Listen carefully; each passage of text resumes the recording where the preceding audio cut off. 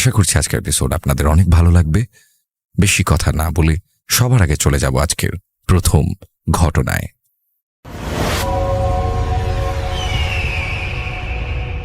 প্রিয় লিসেনার্স, আসসালামু আলাইকুম।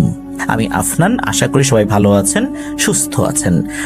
এখন যে ঘটনাটি আপনাদের সাথে শেয়ার করব, এই ঘটনাটি আমাদেরকে যিনি পাঠিয়েছেন তার নাম মোহাম্মদ শাহিন হাসান। ওনার বাড়ি জয়পুরহাট জেলার সদর উপজেলার ৮ নং জামালপুর ইউনিয়নের সরকারপাড়া গ্রামে। যে ঘটনাটি উনি পাঠিয়েছেন, এই ঘটনাটি উনি ওনার নানার কাছ থেকে শুনেছেন। ঘটনাটি ঘটেছিল ২০০৯ সালের ডিসেম্বর মাসের কনকনে শীতের রাতে। উত্তরাঞ্চল সহ বাংলাদেশের প্রায় সব এলাকায় শীতকালে মাহফিল অনুষ্ঠিত হয়। এটা বাংলাদেশের একটি সংস্কৃতি, এটা তো আমরা সবাই জানি। তো ঘটনার দিন রাতের বেলা ওনাদের এলাকা থেকে প্রায় ২ কিলোমিটার দূরে একটি মাহফিলের আয়োজন করা হয়েছিল। এই শাহিন হাসান ভাইয়ের নানা, নানি, ওনার আম্মু, ওনার খালা সবাই মিলেই কিন্তু ওই মাহফিলে যাওয়ার পরিকল্পনা করেছিলেন, কেননা ওখানে মহিলাদের জন্য আলাদা প্যান্ডেল করা ছিল। নানা উনি কি করেছিলেন, উনি নানিকে, শাহিন হাসান ভাইয়ের আম্মুকে আর শাহিন হাসান ভাইয়ের খালাকে বললেন যে তোমরা আগে থেকে মাহফিলে চলে যাও, আমি বাসাটা তালা দিয়ে রাত ১০টা কি ১০:৩০টার দিকে মাহফিলে যাবো ইনশাল্লাহ। বলে রাখা ভালো, ওই সময় ওনাদের এলাকায় এই ছিচকেচোরের উপদ্রবটা একটু বেশি ছিল। এই জন্য নানা চিন্তা করেছিলেন যে অল্প সময়ের জন্য গিয়ে আবার চলে আসব। বেশি সময় বাড়িতে না থাকলে ছিচকেচোর ঘরে ঢুকে অনেক ঝামেলা করবে, চুরি করে নিয়ে যাবে। তো নানা কিন্তু কথা অনুযায়ী ওই সময়ের দিকেই বাসা থেকে রওনা দিয়েছিলেন। আর নানি, তারপর শাহিন হাসান ভাইয়ের আম্মু, ওনার খালা, ওনারা কিন্তু আগে চলে গিয়েছিলেন অন্যান্য মহিলাদের সাথে। নানা যখন ঘর তালা দিয়ে মাহফিলের উদ্দেশ্যে বের হয়েছেন, উনি হাতে ২ ব্যাটারির একটা টর্চ লাইট নিয়ে বের হয়েছেন। যে রাস্তা দিয়ে নানা মাহফিলে যাবেন সেই রাস্তার বর্ণনাটা একটু দেয়া ভালো। বাসা থেকে বের হওয়ার পর হাঁটতে হাঁটতে মাহফিলের রাস্তার যেটা আর কি, রাস্তার আগে একটা জঙ্গল পড়ে, যেটা এলোমেলো গাছ দিয়ে ভরা। জঙ্গলের মতো দেখতে সেই জায়গাটা পার হতে প্রায় ২ থেকে ২.৫ মিনিটের মতো লাগে। আর ২০০৯ সালে ওই জায়গাটা আরো বেশি ঝোপ জঙ্গলে ভরা ছিল। ওই দিন আবার চারদিকে কুয়াশা পড়েছে, কুয়াশা একটু বেশি পড়েছে। তো নানা সেই জঙ্গলে ঢোকার আগ মুহূর্তে নানার সামনে দিয়ে একটা কালো বিড়াল রাস্তার এপাশ থেকে ও পাশে চলে যায়। আর ওখানে রাস্তা বলতে বোঝানো হচ্ছে জঙ্গলের ভেতর দিয়ে মানুষ যদি চলাচল করে তখন কিন্তু চলাচল একটা পথ হয়ে যায়, বোঝাই যায় এটা পায়ে হাঁটা পথ, মানে ওই রকম রাস্তা আর কি। বিড়ালটা হঠাৎ করে যখন ওনাকে ক্রস করে তখন নানা ওখানে থমকে দাঁড়ায়। নানা খেয়াল করলেন বিড়ালটা একদিক থেকে আরেক দিকে ওনাকে ক্রস করে চলে গেল। তো নানা কিছু মনে না করে আবার হাঁটতে শুরু করলেন। তখনও কিন্তু নানার মাথায় কোনো ধরনের অ্যাবনর্মাল সিচুয়েশন যে হতে পারে এরকম কোনো বিষয় ওনার মাথায় আসেই নাই। কিছুক্ষণ হাঁটার পর নানা অনুভব করলেন ওনার শরীরের চারপাশে মনে হচ্ছে গরম হাওয়া চলাচল করছে, মানে গরম বাতাস ওনার শরীরের চতুর্দিকে মনে হচ্ছে ঘোরাফেরা করছে। আর ওনার শরীরে সেটা অনুভূতও হচ্ছে। সেটাও নানা স্বাভাবিকভাবেই নিয়েছেন। নানা ভাবলেন যে জঙ্গলের ভেতরে এত গাছপালা, তো এই জন্যই হয়তোবা গরম হাওয়া শরীরে লাগছে। কিন্তু ঘটনা শুরু হয় আরেকটু সামনে গিয়ে নানা শুনতে পান সাইড থেকে কেউ তার নাম ধরে ডাকছে। নানার নাম আবার জাফর। তো নানাকে বলছে, এই জাফর, এই জাফর, একটু এদিকে আয়, আমাকে বাঁচা, আমি খুব বিপদের মধ্যে আছি। এটা শোনার পর নানা এটাকে নিছক মনের ভুল ভেবে আবার হাঁটতে থাকেন। কয়েক কদম হাঁটার পর আবার সেই ডাক শোনা যায়, এই জাফর, এই জাফর, এদিকে আয়, আমাকে একটু বাঁচা রে, আমি খুব বিপদে আছি। নানা দ্বিতীয়বারের মতো শব্দটা শোনার পর এবার দাঁড়িয়ে পড়েন, কিছুটা ভয়ও পান। নানার হাতে যে ২ ব্যাটারির টর্চ লাইটটা ছিল সেটা দিয়ে হাতের ডানে বামে লাইট মারেন, কিন্তু পেছনেও ঘোরেন নাই, পেছন দিকে লাইট মারেন নাই, উপর দিকেও লাইট মারেন নাই। নানা কিছুটা ভয় পেয়েছিলেন। উনি কিছুটা দোয়া কালাম তো জানতেনই। ডানে বামে লাইট মেরে কিছু দেখেন নাই, উনি দোয়া কালাম পড়তে পড়তে সামনের দিকে এগোতে থাকেন। প্রায় 1/3 রাস্তা তখন বাকি আছে। ওই সময় আবার ওই যে বিড়ালটা, যে বিড়ালটা শুরুতে তাকে ক্রস করে চলে গিয়েছিল, এই বিড়ালটা আবারও নানাকে ক্রস করে এক সাইড দিয়ে আর এক সাইডে চলে যায়। এরপর কোনো ধরনের অস্বাভাবিক ঘটনা ছাড়াই নানা জঙ্গলটি পার করে মাহফিলে যাওয়ার জন্য যে মেইন রাস্তা, সেটা অবশ্য মাটির রাস্তা, সেই রাস্তায় উঠেছেন। মনের কিছুটা সাহস নিয়েই আল্লাহর উপর ভরসা করে হাঁটতে থাকেন আর ভাবতে থাকেন যা হওয়ার হয়েছে, এখন তো আর কিছু হবে না, এখন তো রাস্তায় চলেই আসছেন। তো সেই চিন্তা নিয়েই নানা কুয়াশাচ্ছন্ন রাস্তা দিয়ে হাঁটতে হাঁটতে এগোতে থাকেন। হঠাৎ করে তার চোখ পড়ে রাস্তার ধার ঘেঁষে কে যেন 2 পা লম্বা করে বসে আছে, অর্থাৎ রাস্তার পাশে যে ঢালু জায়গাটা থাকে ওইখানে কেউ বসে আছে, 2 পা ওই ঢালুর দিকে লম্বালম্বি করে, আর 2 হাতও পায়ের উপরে। নানা তার লাইটের আলোতে স্পষ্ট দেখতে পেলেন যে এই লোকের শারীরিক গঠন, মাথার চুল বা সব কিছু গ্রামের তারই খুব পরিচিত এক বন্ধুর মতো। তার নাম হচ্ছে জলিল মিয়া। উনি চিন্তা করলেন যে এই শীতের মধ্যে এই জলিল মিয়া এখানে করেটা কি? রাত 10:30টার মতো বাজে।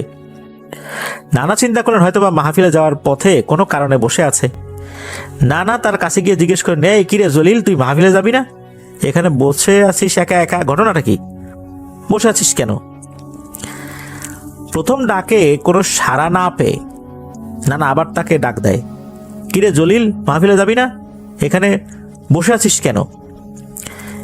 পরের ডাকে জলিল সাড়া দিয়ে বলে, তুই যা, আমি একটু পরে যাব। এই উত্তর শুনে নানা একটু অবাকই হলেন।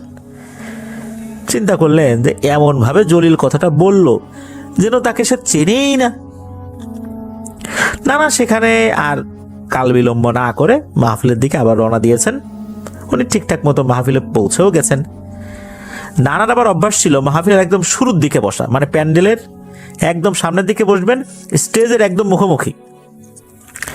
মাহফিলে একটু দেরিতে আসার কারণে আর লোকজন কিছুটা ভরে যাওয়ার কারণে সামনের দিকে তো জায়গা ছিল না। তারপরও নানা লোকজনের ভেতর দিয়ে পাশ কেটে কোনো মতে সামনে গিয়ে বসেছেন। নানা যখন বসছেন তখন নানা দেখেন তার ডান সাইডে এই জলিল মিয়া বসে আছে, যাকে উনি একটু আগে রাস্তায় দেখে আসলেন। নানা তখন জলিল মিয়াকে জিজ্ঞেস করেন, কিরে জলিল, তোকে না আমি তখন বললাম যে তুই মাহফিলে কখন যাবি? তুই খুব ভাব নিয়ে আমারে বললি যে তুই যা, তো তুই এখন এভাবে আসলি আমার আগে, ঘটনা কি? এই কথা শুনে জলিল মিয়া বলে, আরে ভাই তুই কি বলিস, আমি তো সেই শুরুর থেকে এখানে আসি, মাগরিবের পরেই আমি চলে আসছি। আমি আর আমার বউ গরুর গাড়িতে করে চলে আসছে এখানে, আমার বউ মহিলাদের প্যান্ডেলে আছে।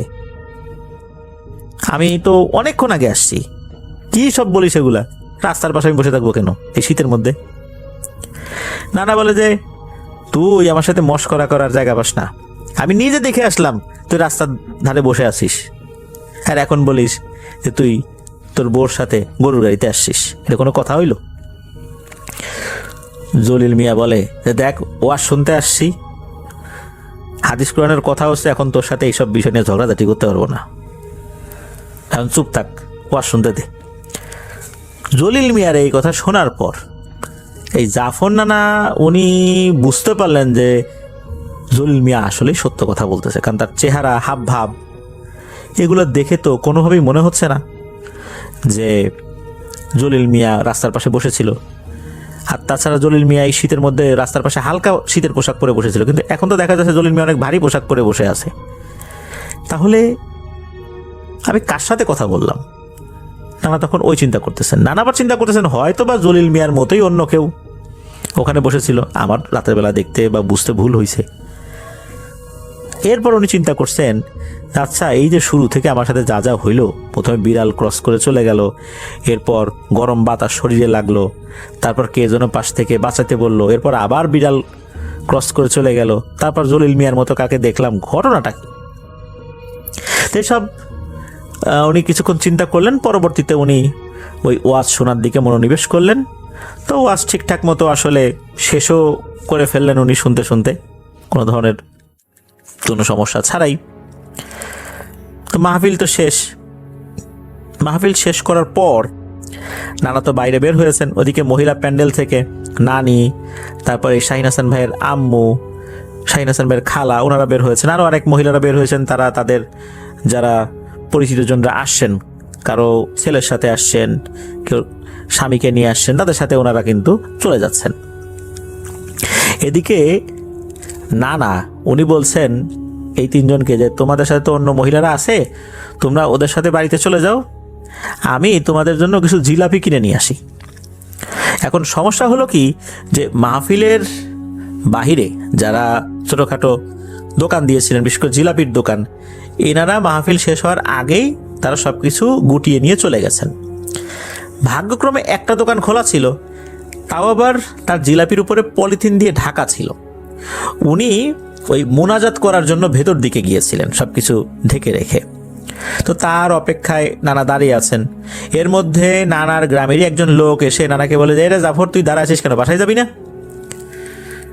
তখন ওই জাফর নানা বলতেছেন যে যাবো তো, আমার বাড়ির লোকদেরকে তো পাঠাই দিলাম, আমি যাবো, যে জিলাপি নেওয়ার জন্য দাঁড়ায় আছি, এই লোকটা আসলেই জিলাপি নিয়ে বাড়িতে যাবো, তো একটু দাঁড়া, একসাথে যাই। যেহেতু নানা একটু ভয় পাচ্ছিলেন, কারণ ওই জঙ্গলের মধ্যে দিয়ে যেতে হবে, যাওয়ার ওই একটাই রাস্তা। ওই লোকটা বলে যে না রে ভাই, আমি তো দাঁড়াইতে পারবো না, কারণ হলো আমার ওয়াইফ অন্য মহিলাদের সাথে আগে চলে গেছে, আর ঘরের চাবি আমার কাছে, আমি দেরি করলে এই রাতের বেলা এই ঠান্ডার মধ্যে সে ঘরের দরজায় দাঁড়ায় থাকবে, এটা তো ঠিক হবে না, আমার তো দেরি করা সম্ভব না, আমি বড় জোর 1 মিনিট দেরি করতে পারি। তো উনি 1 মিনিটের মতো দাঁড়ান, তারপরও যেহেতু ওই জিলাপি দোকানদার আসলো না, তখন ওই লোকটা নানার কাছ থেকে বিদায় নিয়ে উনি রওনা দিলেন। প্রায় আরও 15 মিনিট পর ওই জিলাপির দোকানদার দোকানে আসলো। তো নানা কেজিখানেক জিলাপি নিয়ে বাসার দিকে রওনা দিলেন। নানা আসার পথে দেখলেন যে এখানে ওই যে জলিলের মতো দেখতে লোকটা বসেছিল, সেই জায়গাটা তো ফাঁকা, ওখানে কেউ নাই। নানা আবার সেই জঙ্গলের রাস্তার কাছাকাছি প্রায় চলে আসছেন। রাস্তা দিয়ে উনি জঙ্গলের ভেতরে যখন ঢুকবেন, তখন ওই আগের কথাগুলো ওনার মনে পড়ে গা কিছুটা শিউরে উঠল, মনে মনে ভয় পেতে লাগলেন। রাত তখন 12:30টার মতো হবে, হয়তো বা এরকম হতে পারে। জঙ্গলে ঢোকার আগেই আবার সেই বিড়ালটার সাথে তার দেখা, মানে ঠিক আগের বার জঙ্গলে ঢোকার সময় যেমন বিড়ালটার সাথে দেখা হয়েছিল, এবারও জঙ্গলে ঢুকবেন সেই বিড়ালটার সাথে দেখা। বিড়ালটা তার এক পাশ থেকে আরেক পাশে ক্রস করে চলে গেল। এবার তো নানা খুব ভয় পান, ভাবতে থাকেন আজ বুঝি তার সাথে খারাপ কিছু হবে। নানা তো দোয়া দরুদ পড়ছেন, পড়তে পড়তে কিছুটা সময় অপেক্ষা করছেন আর কোনো লোকজন আসে কি না, আসলে তার সাথে একসাথে জঙ্গলের ভিতর দিয়ে ক্রস করে চলে যাবেন। কিন্তু কয়েক মিনিট দাঁড়িয়ে থাকার পর বুঝতে পারলেন যে আর কেউ আসবে না। যদি কেউ আসতোই তাহলে তো দূর থেকেই কোনো একটা আলামত টের পাওয়া যেত, তার হাতে টর্চ লাইট থাকতো বা অন্য আলোর কোনো উৎস থাকতো, বোঝা যেত। যদিও বা কুয়াশার কারণে বোঝা যাচ্ছিল না ওইভাবে, তারপরও আলো জ্বললে তো কিছুটা বোঝা যায় দূর থেকে। উনি ঠান্ডার ভিতর আর দাঁড়িয়ে থাকতে পারছিলেন না, উনি জঙ্গলের ভেতর দিয়ে যাওয়া শুরু করলেন। যেহেতু এই একটাই রাস্তা, অন্য দিক দিয়ে যাওয়ার কোনো সুযোগও নাই। তো জঙ্গলে প্রবেশ করার পর কিছুটা হেঁটেছেন, এরপর নানা খেয়াল করলেন যে তার এই দুই পাশের সাইডে যে বড় বড় গাছগুলো ছিল, এই গাছগুলোতে বেশ নড়াচড়া হচ্ছে। জোরে বাতাস হলে বা দমকা বাতাস হলে গাছের পাতায় যেভাবে আন্দোলন হয়, যেরকম শব্দ হয়, ওই রকম শব্দ হচ্ছে। ওই পরিস্থিতিতে উনি কি করবেন বুঝতে না পেরে মনের ভিতর ভয় নিয়েই এক প্রকার দৌড়ের মতো করেই হাঁটতে শুরু করলেন। জঙ্গলের কিছুটা মাঝের দিকে যাওয়ার পর সেই বাতাসওয়ালা পরিবেশেই নানার কানে ভেসে আসছিল ছেলে মানুষের কান্নার আওয়াজ। তো সেই কান্নার আওয়াজ শুনে নানা একটু ভয় পান। তার ভিতরে একটা বিষয় আবার কাজ করতে থাকে। নানা মনে মনে ভাবলেন, জঙ্গলের ভেতরে কেউ বিপদে পড়লো না তো? উনি এই চিন্তা করছেন যে হয়তোবা মাহফিল থেকে ফেরার পথে কেউ আবার বিপদে পড়েছে কিনা, কান্নাকাটি করছে। এটা মনে করে উনি কি করেছেন যে ডানে বায়ে উপরে লাইট মেরে দেখার চেষ্টা করছেন যে কাউকে শনাক্ত করা যায় কিনা। তো নানা এদিক ওদিক উপরে লাইট মেরেও কিছু দেখতে না পেয়ে আবার লাইটের আলোটা নিচ দিকে দিয়ে হাঁটতে শুরু করলেন, সামনের দিকে আগাতে শুরু করলেন। এবারও কিন্তু যে দৌড়ের মতো করেই উনি হাঁটছেন আর কি। কিছুটা পথ আগানোর পর নানার কাছে মনে হলো তার সামনের দিকে কেউ দাঁড়িয়ে আছে, কিন্তু তার চেহারাটা বোঝা যাচ্ছে না। সে নানার দিকে পিঠ ঘুরিয়ে দাঁড়িয়েছিল আর কি। তো নানা সেদিকে লাইট মারার পর ওই জিনিসটা নানার দিকে ঘুরে তাকায়। নানা সেই সময় যা দেখলো তা তিনি কল্পনাতেও আনতে পারেন নাই। নানার বর্ণনা অনুযায়ী তার সামনে যে জিনিসটা ছিল সেটা ছিল খুব ভয়ঙ্কর চেহারার অধিকারী। তার চোখ দুটো ছিল বিশাল বিশাল টেনিস বলের মতো, চোখ দিয়ে রক্ত পড়ছিল। তার চুলগুলো ছিল অনেক বড় বড় আর সাদা। পরনে ছিল সাদা টাইপের আলখেল্লা, সেই আলখেল্লায় ছোপ ছোপ রক্তের দাগ লেগেছিল। অনেক সময় দেখা যাচ্ছে যারা কসাই মাংস কাটে তাদের জামা কাপড়ে যেরকম ছোপ ছোপ রক্তের দাগ লেগে থাকে, ওই রকম। নানা এটা দেখার পর মারাত্মক ভয় পান, সেখানে থ হয়ে দাঁড়িয়ে থাকেন, 1 ইঞ্চিও নড়তে পারছেন না। নানার মনে হলো তার পুরো শরীর অবশ হয়ে গেছে। কয়েক সেকেন্ডের মধ্যেই আর একটা ভয়ঙ্কর ঘটনা ঘটে। ওই অভাবটা কিছুটা দূরে দাঁড়িয়েছিল, সে মনে হলো বাতাসের গতিতে 1 ইঞ্চির দূরত্বে চলে এসেছে। নানার এত কাছাকাছি চলে এসেছে। এদিকে নানা তো নড়াচড়া করতে পারছেন না।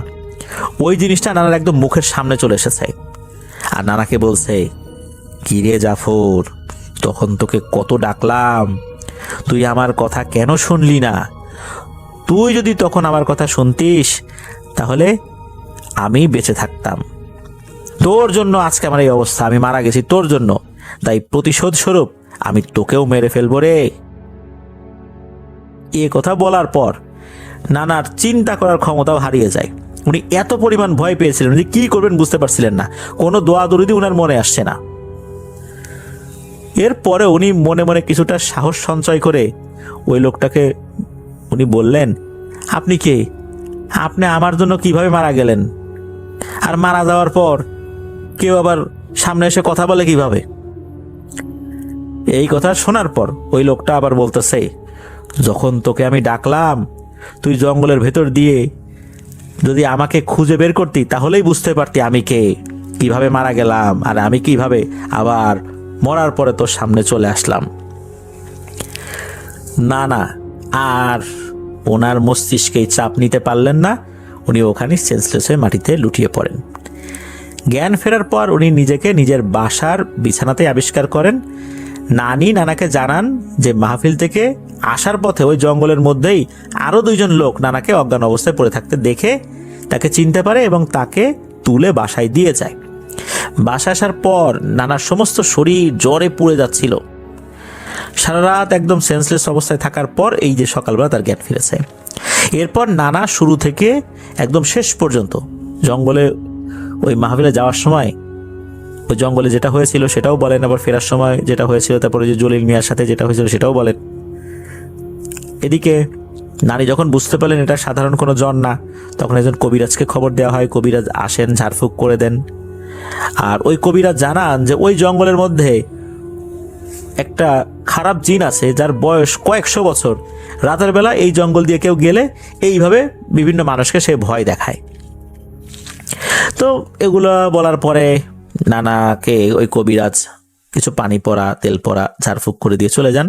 2 দিন পর তিনি কিছুটা সুস্থ হন, স্বাভাবিক জীবনে ফেরত আসেন। তো নানা এখনো জীবিত আছেন। তো এটাই ছিল নানার সাথে ঘটে যাওয়া ভয়ঙ্কর একটি ঘটনা।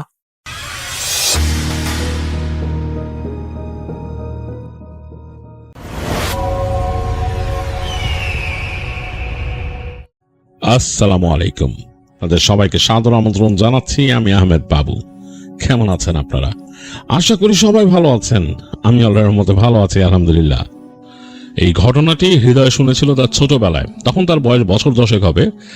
হৃদয় গিয়েছিল তার মামা বাড়ি বেড়াতে তার আম্মুর সাথে, এবং সেখানে তার মামি এই ঘটনাটি শেয়ার করে। তো হৃদয় সেটা শুনেছিল তখন, এবং সেই ঘটনাটি যতটুকু মনে আছে ভাষা ভাষা তার সাথে আরও একটু তিনি দেশ থেকে শুনে নিয়ে তিনি আমাকে শেয়ার করেছেন, এবং তিনি আমাকে অনুরোধ করেছেন আমি যেন আমার মতো করে ঘটনাটা আপনাদের কাছে প্রেজেন্ট করি। যখন হৃদয়রা তার মামা বাড়ি বেড়াতে যায় তখন তার বয়স বছর 10।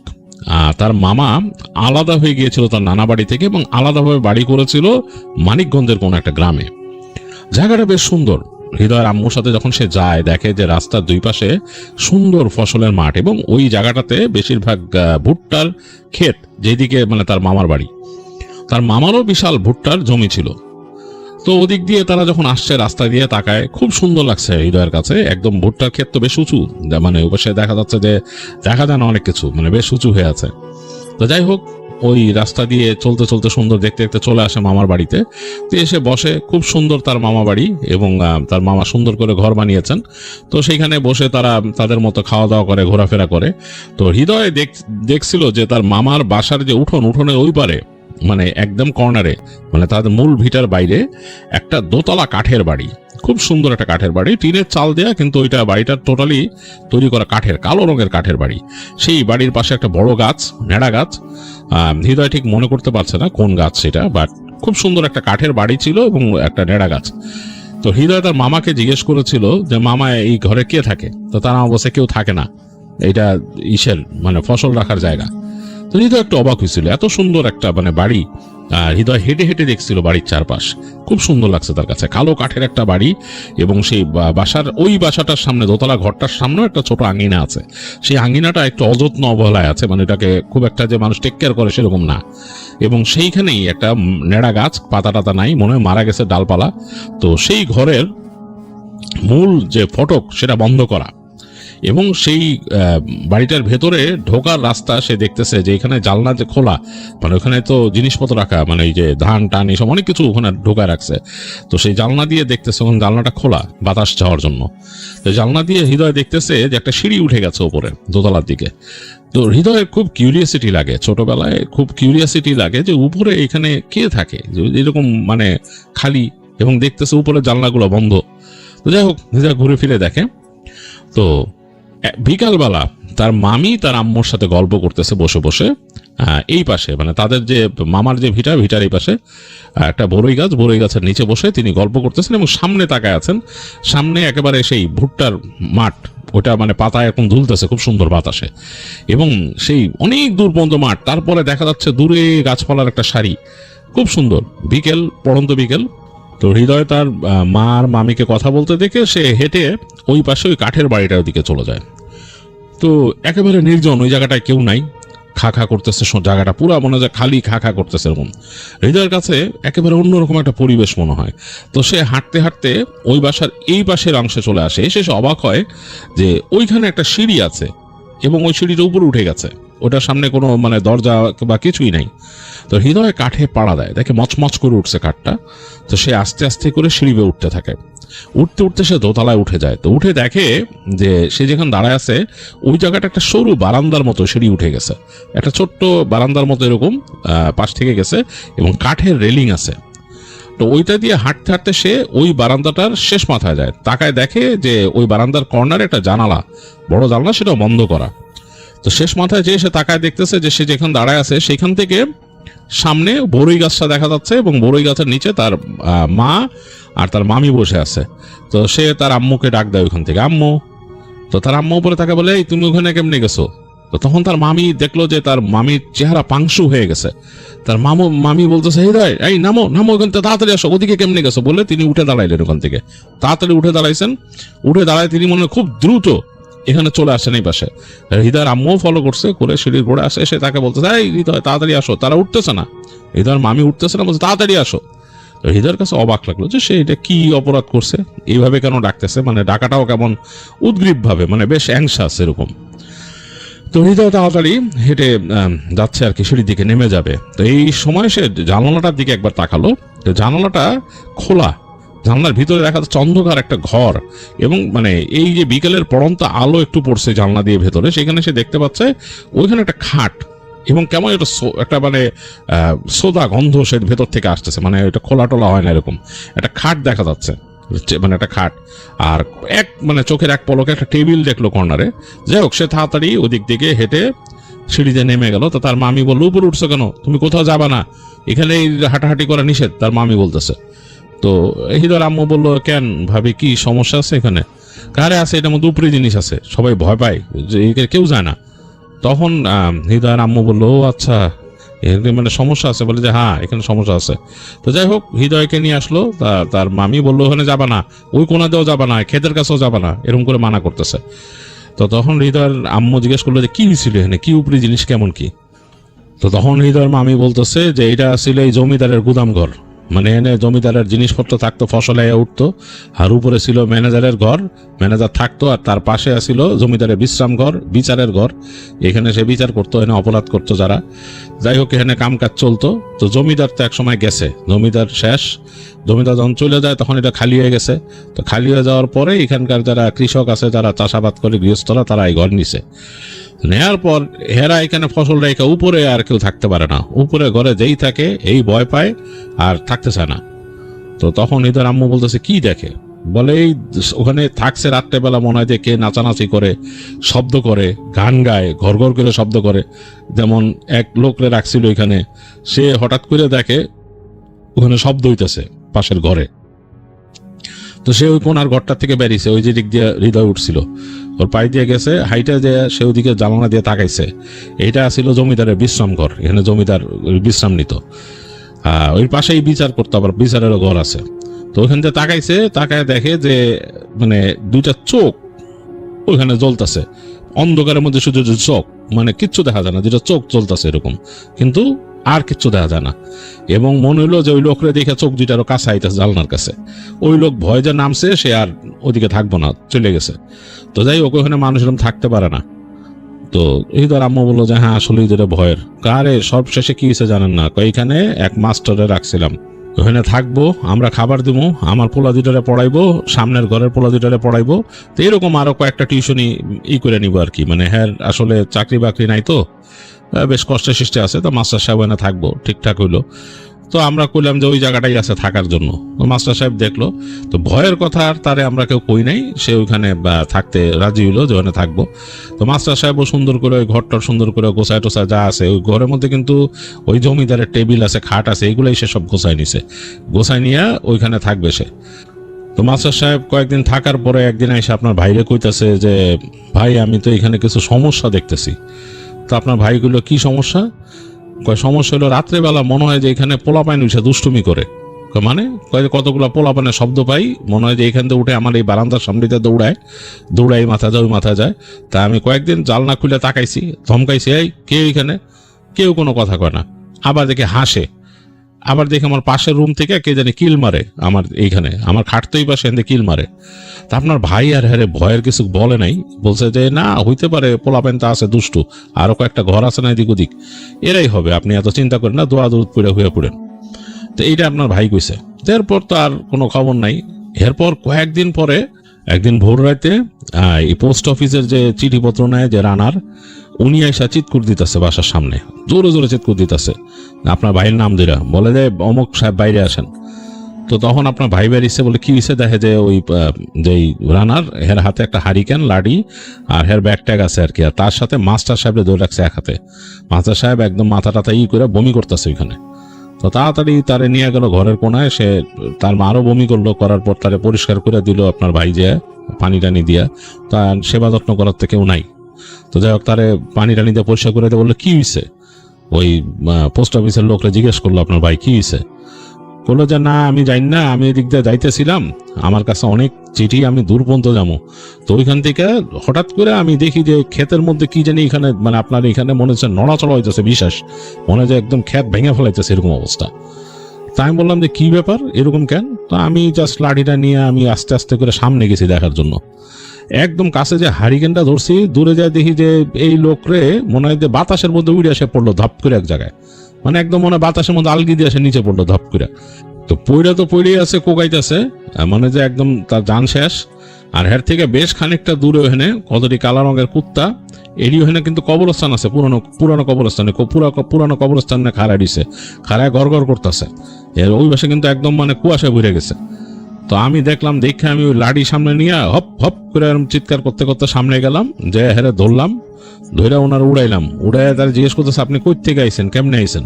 হেয়ার কইতে পারেন, হে শুধু কোকায়। তো পরে হেরে নিয়ে এলাম আমি কান্দে করে, মানে কান্দে এরকম হাত দিয়ে অনেক কষ্টে তুললে আনছি এই পর্যন্ত। তো পরে হে কইলো যে আপনাদের বাসার এই ঠিকানা আর কি, যে এখানে নাকি হে থাকে। তো যাই হোক, লইলাম আপনাকে বাসায়। তো এগুলো বলে পোস্ট অফিসের লোক তারপর চলে গেল। তো আপনার ভাই কি করবে, একা একা নিয়ে গেল, নিয়ে যে হের ঘরে উড়াইলো। তো হে উঠতে পারে না, অনেক কষ্ট। যাই হোক, অনেক কষ্টে আপনার ভাই যায় রুমে উঠাইলো, ওটা খাটে শোয়াই দিল, দিয়া বললো কি হয়েছে আপনার, কি মানে ভয় পাইছেন কেমনে, ওখানে গেছেন কেমনে। তো তখন উনি ঘটনা করলো আপনার ভাইরে, বললো যে উনি নাকি ওই জায়গায় যখন পড়তো রাত্রেবেলা, রাত জায়গায় পড়তো, এই বাচ্চা পোলাপান পড়ানোর পর রাত্রেবেলা নিজে পড়তো। তো যখন পড়তো তখন উনি শব্দ শুনতো, এটা তো আগেও কইছে যে ওই এদিকে শব্দ পায় ওদিকে শব্দ পায়, মনে হয় যে হ্যার পাশে ওই দরজার মধ্যে ঠকঠক করে, আর বাচ্চাদের শব্দ মনে হয় যে বাচ্চারা খেলতেছে দৌড়াদৌড়ি করতেছে এরকম। আবার অনেক সময় নাকি শব্দ পাইতো রাত্রেবেলা, মানে কারে জানি মারতেছে, মারতে মারতে ওদিক দিয়ে নিয়ে যেতেছে আর ওই চিল্লাইতেছে বাবা গো মাগো। তো মাস্টার সাহেব খুব অবাক হইতো যে কে কারে এখানে মারে, এটা কেমন কথা। তিনি চিন্তা করে, পরে চিন্তা করলো এখানে গুদাম আছে, নিজে মালপত্র হয়তো নেয়, কি হয় কারা, ওরা নিজেরা মারামারি করে কিনা। তো উনি তো আসলে নির্ভরিত মানুষ ছিল, উনি এগুলোর মধ্যে নাক গলাইতে যায় নাই। তো যাই হোক, একদিন উনি এরকম রাত্রেবেলা জানলার সামনে পড়তেছিল, তো পড়তে পড়তে ওনার খুব মানে ক্লান্ত লাগছে। তো উনি যে ওনার একটা কেরোসিনের কুকার ছিল, ওখান থেকে চা বানাইছে, চা বানাই না বসছে বসে, ওই ওনার একটা টেবিল ল্যাম্প ছিল, টেবিল ল্যাম্পটা বন্ধ করে দিছে, আকাশে জ্যোৎস্না দেখে টেবিল ল্যাম্পটা বন্ধ করে চা খাইতেছে টেবিলের মধ্যে।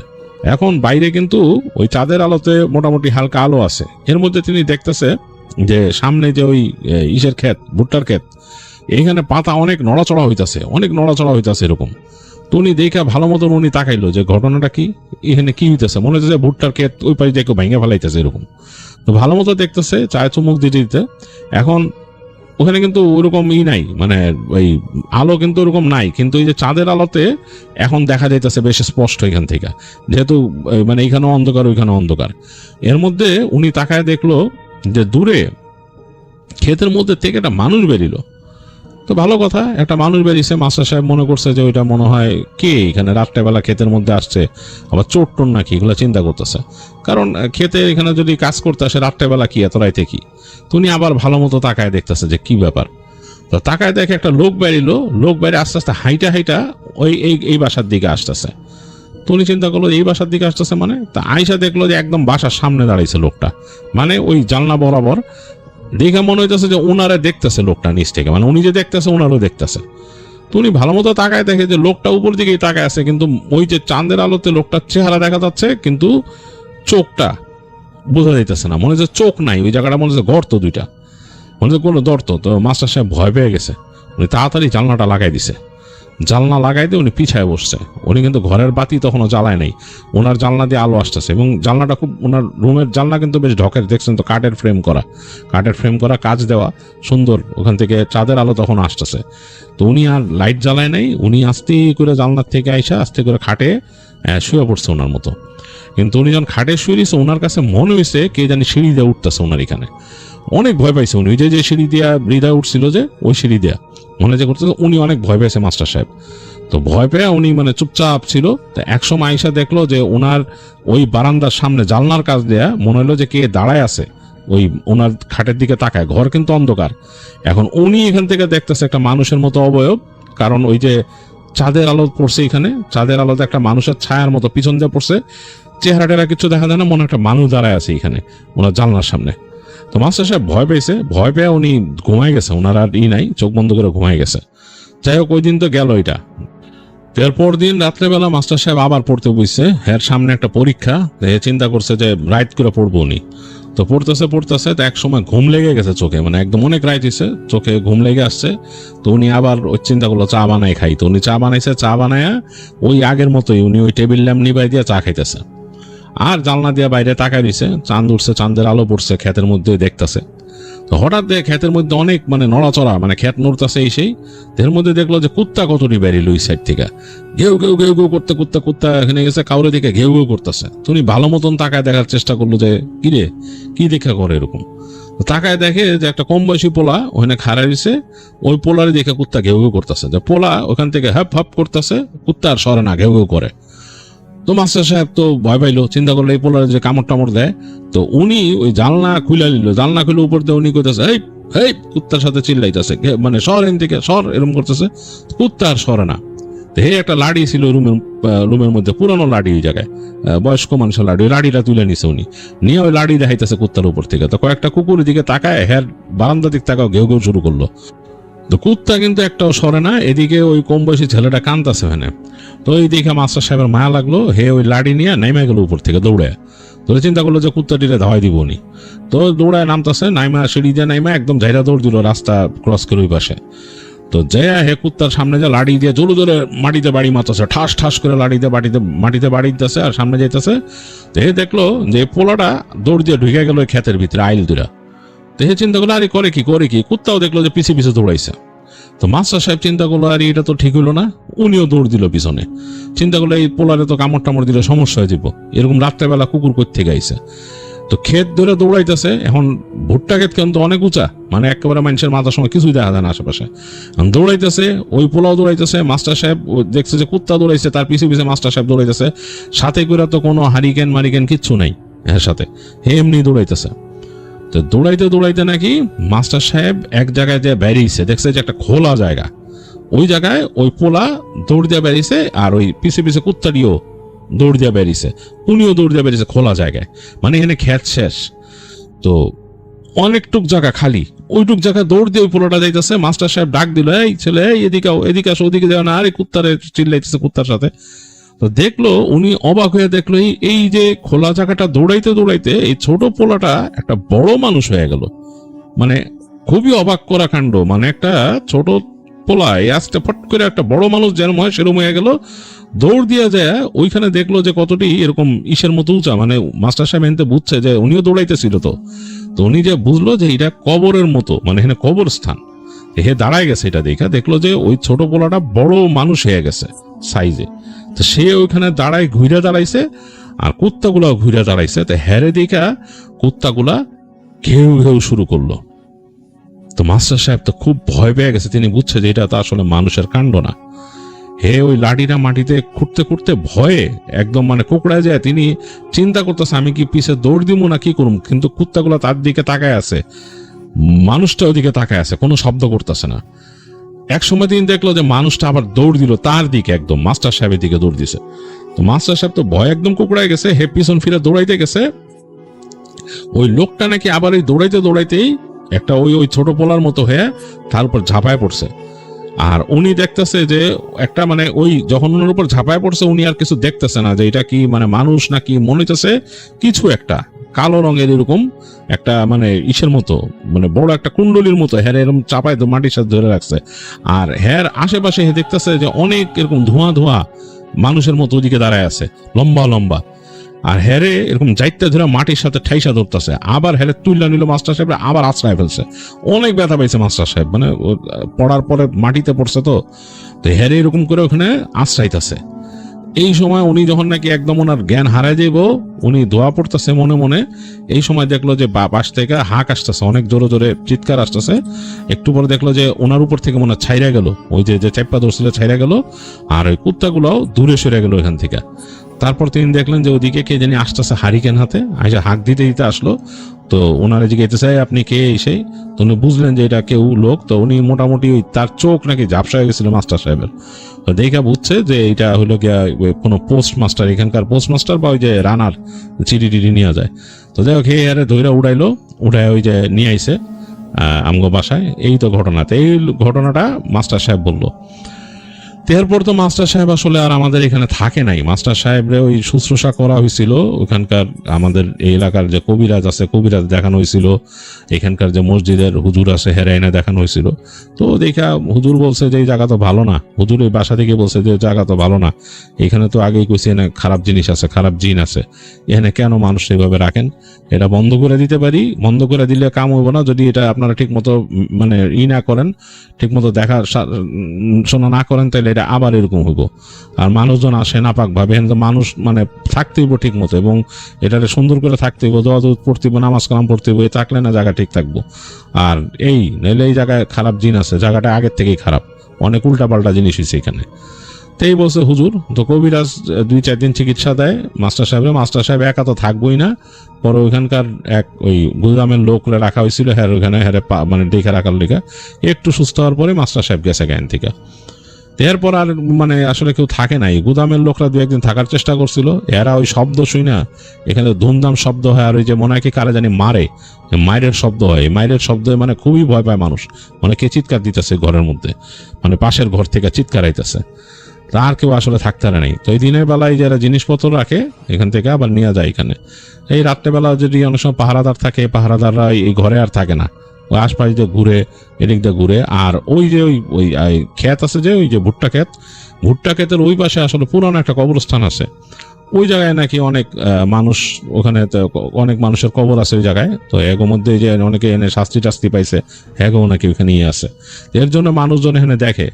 ওই যে ওই রানার যে ছিল আর কি, সেও কইছিল যে এই জায়গা সুবিধার না। উনি তো চলাফেরা করে, রাইতের বেলাও চলাফেরা করে। উনি কইছিল জায়গা সুবিধার না। উনি অনেক কিছু দেখছে উল্টাপাল্টা।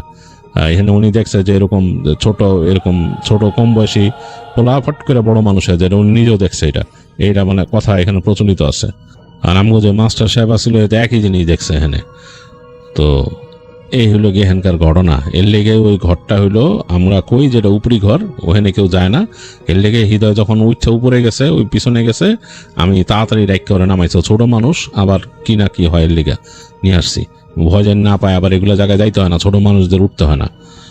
তো হৃদয়ের আম্মু এই কথা শুনে বেশ চিন্তিত হয়ে যায়। তিনি তাড়াতাড়ি হৃদয়কে দোয়া পড়ে ফু দেন। দোয়া পড়ে ফু দিয়ে তাকে কাছে আনেন এবং ঘরটার দিকে কেমন ভয়ার্থভাবে তাকান। হৃদয়ের কাছে ওই ঘরটা কেমন জানি একটু অন্যরকম ফ্লেভার চলে আসে, মানে ওই ঘরের। কারণ সে তার মামির মুখে ঘটনা শোনার পর থেকে ঘরটা দেখে তারও ভয় লাগে। তো যে কয়দিনের পর ওরা ছিল, হৃদয়রা কয়েকদিন ছিল ওই বাসায়, তো ওই ঘরের আশেপাশে আর হৃদয় ওইভাবে যায় নাই। তবে সে দেখতো মামার যে ঘর থেকে বের হয়ে ওদিকে তাকায় দেখতো ঘরটাকে। তার কাছে কেমন মিস্টেরিয়াস লাগতো। ছোটবেলা থেকে হৃদয় একটু মিস্ট্রি পছন্দ করতো। তো এই মিস্ট্রি পছন্দ করার জন্য ঘরটাকে দেখে তার কাছে মিস্টেরিয়াস লাগতো। আবার ওই ক্ষেতের দিকেও তাকাইতো হৃদয়, এই যে ওই তাদের মামার বাড়ির সামনে যে ক্ষেত, বিশাল ক্ষেতের দিকে। তো তার কাছে ওইটাও মানে বেশ মিস্টেরিয়াস লাগতো। তার কাছে মনে হইতো যে এই ক্ষেতের ওই পারেই তো সেই যে বলছে যে পুরনো কবরস্থান আছে, যেটাতে ভয় পাইছিল বা ওই মাস্টার সাহেবকে নিয়ে গেছিল ওইখানে। তার কাছে ওই চিন্তা হইতো, তার কাছে মনে হইতো। যদিও সে কিছু দেখে নাই, তবে সে সন্ধ্যার পরে ওখানে শিয়াল দেখছে, যে শিয়াল ওই ক্ষেতের ওই পাশ থেকে এসে তাকায় আছে, এদিকেই তাদের এই বাড়ির দিকেই তাকায় আছে। তো ওই শিয়াল দিকেও হৃদয় তখন ভয় পেয়েছিল ছোটবেলায়। যাই হোক, এই ছিল হৃদয়ের শেয়ার করা ঘটনা, যেটা আপনাদের কাছে শেয়ার করলাম। আমার কাছে কিন্তু বেশ ইন্টারেস্টিং লাগছে, বেশ ভয়ের মনে হয়েছে এবং ভালো লাগছে।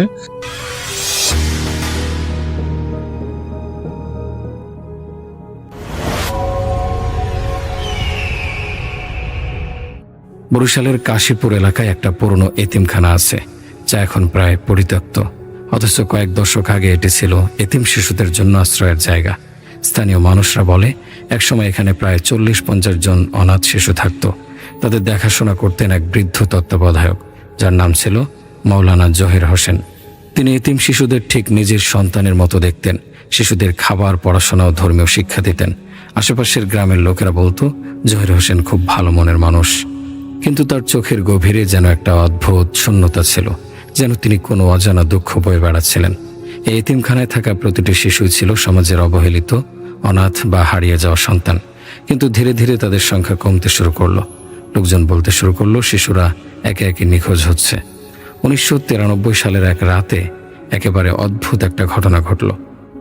সেদিন গভীর রাতে এতিমখানার পাশ দিয়ে হেঁটে যাচ্ছিলেন কবির নামের এক ব্যক্তি। হঠাৎ তিনি দেখলেন এতিমখানার ভেতর থেকে যেন আলো ঝলমল করছে। মনে হচ্ছিল ভেতরে কারা যেন ব্যস্ত রয়েছে। তিনি কৌতূহলী হয়ে এগিয়ে গেলেন। তখনই হঠাৎ ভেতর থেকে শোনা গেল একসঙ্গে অনেক শিশুর আর্তনাদ, যেন কেউ তাদের চিৎকার করে ডাকছে। কবির ভয় পেয়ে গেলেন, তবু সাহস করে জানালার কাছে গেলেন। কিন্তু ভেতরের দৃশ্য দেখে তিনি আতঙ্কে পেছনে পড়ে গেলেন। শিশুরা সারিবদ্ধ হয়ে দাঁড়িয়ে আছে। তাদের সামনে দাঁড়িয়ে আছেন মাওলানা জহির হোসেন। তার চোখে এক অদ্ভুত আলো আর তার হাতে এক বিশাল ছড়ি। হঠাৎ করে আলো নিভে গেল, এরপর আর কিছু দেখা যায়নি। পরদিন সকালে স্থানীয়রা এসে দেখে এতিমখানার ভেতরে একজনও নেই। জহির হোসেন নেই, শিশুরাও নেই, কিন্তু ভেতরে রয়েছে কেবল রক্তের ছোপ এবং কিছু ছেঁড়া জামা কাপড়। এরপর থেকে এতিমখানাটি বন্ধ হয়ে যায়। কেউ আর কখনো এর দরজা খোলেনি।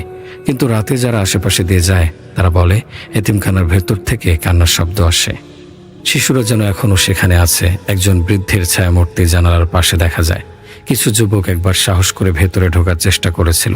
তাদের একজন আসাদ ভাই, যিনি ভূত প্রেত বিশ্বাস করতেন না, তিনি একদিন বন্ধুদের সাথে এতিমখানার ভেতরে ঢোকার সিদ্ধান্ত নেন। যেই না তারা দরজা ঠেলে ভেতরে ঢুকলেন, তখনই তাদের মনে হলো যেন শত শত চোখ তাদের দিকে তাকিয়ে আছে। আসাদ ভাই বলেছিলেন, হঠাৎ করে একটা ঠান্ডা বাতাস আমাদের চারপাশে বইতে লাগলো। মনে হচ্ছিল কেউ যেন পেছন থেকে নিঃশ্বাস ফেলছে। হঠাৎ জানালার পাশে একটা ছোট্ট ছায়া দেখা গেল। একটা শিশু অন্ধকারে দাঁড়িয়ে ফ্যাকাশে চোখে ওদের দিকে তাকিয়ে আছে। বন্ধুরা চিৎকার করে দৌড় দিল কিন্তু দরজাটা যেন আপনা আপনি লক হয়ে গেল। পরদিন সকালে লোকজন আসাদ ভাইকে অচেতন অবস্থায় এতিমখানার সামনে পেল, কিন্তু তার সাথে যাওয়া আরেক বন্ধু নুরুল আর কখনো পাওয়া যায়নি। তবে আসাদ ভাই যখন জ্ঞান ফিরে পেলেন, তখন তার মুখ থেকে একটা কথাই বের হচ্ছিল, ওরা এখনো এখানে আছে, ওরা চলে যেতে দেবে না। এরপর থেকে আর কেউ ওই এতিমখানার ধারের কাছে যায় না, এখনো কেউ যেতে সাহস করে না। কেউ এখনো এতিমখানার ধারের কাছে যায় না। বরিশালের মানুষ বলে রাত গভীর হলে ওই পথের পাশ দিয়ে গেলেই শিশুদের কান্না শোনা যায়। কেউ কেউ নাকি সেখানে ছায়ামূর্তি দেখেছে, যারা করুণ স্বরে ফিসফিস করে কিছু বলতে চায়। এক বৃদ্ধ একদিন বলেছিলেন, ওরা ফিরে আসতে চায়, ওদের আত্মারা মুক্তি পায়নি। তাহলে কি শিশুদের আত্মারা এখনো এতিমখানার চারপাশে ঘুরে বেড়ায়? আপনি যদি কখনো বরিশালের কাশীপুরে যান, তবে একবার রাতের বেলা ওই এতিমখানার সামনে দাঁড়িয়ে দেখবেন, হয়তো আমি সত্য বলছি। এই ছিল বরিশালের কাশীপুর এতিমখানার ভয়ঙ্কর গল্প। আপনি কি কখনো এর আশেপাশে গেছেন? যারা বরিশালে থাকেন তারা নিশ্চয়ই জানাবেন। মৃত্যু আমাদের খুব সন্নিকটে। গভীর রাত, অন্ধকার ঘরের নিস্তব্ধতা ভেঙে মুয়াজ্জিনের কণ্ঠ ভেসে এলো, প্রিয় এলাকাবাসী, ঘুম থেকে উঠুন, সাহারি খান। আজ সাহারির শেষ সময় 4:55। ধীরে ধীরে পাশ ফিরে উঠতে যাব, ঠিক তখনই শরীরটা হিম হয়ে গেল। মনে হলো কেউ পাশে শুয়ে আছে। মৃদু আলোয় চোখ বড় হয়ে গেল। আমারই মতো দেখতে একজন। বুকের ভেতর ধক করে উঠল। হাত বাড়িয়ে তাকে নাড়া দিলাম। ঠান্ডা শরীর, একেবারে নিথর। মনে হলো নিঃশ্বাসও নেই। আতঙ্কে ধাক্কা দিয়ে দূরে সরে গেলাম। একে বুক ফেটে চিৎকার করে উঠলাম, কিন্তু কেউ আসছে না। কেউ আমার চিৎকার শুনতেই পারছে না। আমি কি স্বপ্ন দেখছি? না, এটা স্বপ্ন না, সত্যিই তো। ঠিক তখনই দরজার ওপাশে একটা শব্দ হলো। দেখলাম বোন রুমের লাইট জ্বালালো। সে ধীর পায়ে গিয়ে এসে লাশটার দিকে তাকিয়ে বলল, আপা সেহরি খাবি না? ওঠ, সময় হয়ে গেছে। বোনের কথায় আমার মাথার ভেতর বজ্রপাতের মতো শব্দ হলো। ও কি পাগল হয়ে গেছে? এই লাশটা এখানে এলো কিভাবে? আমি তাড়াতাড়ি গিয়ে বোনের কাঁধ ধরে ঝাঁকিয়ে বললাম, এই দেখ, এখানে একটা লাশ পড়ে আছে, দেখ দেখ। কিন্তু সে যেন কিছুই শুনতে পেল না।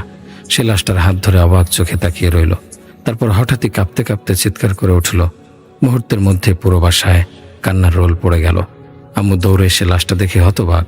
কাঁদতে কাঁদতে লাশটাকে ধরে ঝাঁকাতে লাগলো। বাবা, কথা বল, কি হয়েছে তোর? চোখ খোল। আমি পাগলের মতো চিৎকার করতে লাগলাম, আম্মু, আমি তো এখানে আছি, এটা কে? আমি তো এখানে আছি। কিন্তু কেউ আমাকে দেখছে না, কেউ শুনছে না। আমি নিজের হাতের দিকে তাকালাম। ধীরে ধীরে শরীরটা কেমন জানি অস্পষ্ট হয়ে আসছে। মনে হলো আমি একটা ছায়ায় পরিণত হচ্ছি। আমি কি মারা গেছি? এটা সত্যি হতে পারে না। আমি তো সব দেখতে পাচ্ছি, শুনতে পাচ্ছি। তাহলে সবাই আমাকে কেন দেখতে পাচ্ছে না? ততক্ষণে লাশের জানাজার ব্যবস্থা করা হলো। ফজরের পর গোসল দিয়ে কাফনের কাপড় পরানো হলো। আমি লাশটার পাশে বসে দেখছিলাম। তারা আমাকে গোসল দিচ্ছে আর আমার নিথর দেহে পানি ঢালছে, কাপড়ে মুড়িয়ে খাটিয়ার ওপর রাখছে। চারিদিকে শুধু কান্নার শব্দ।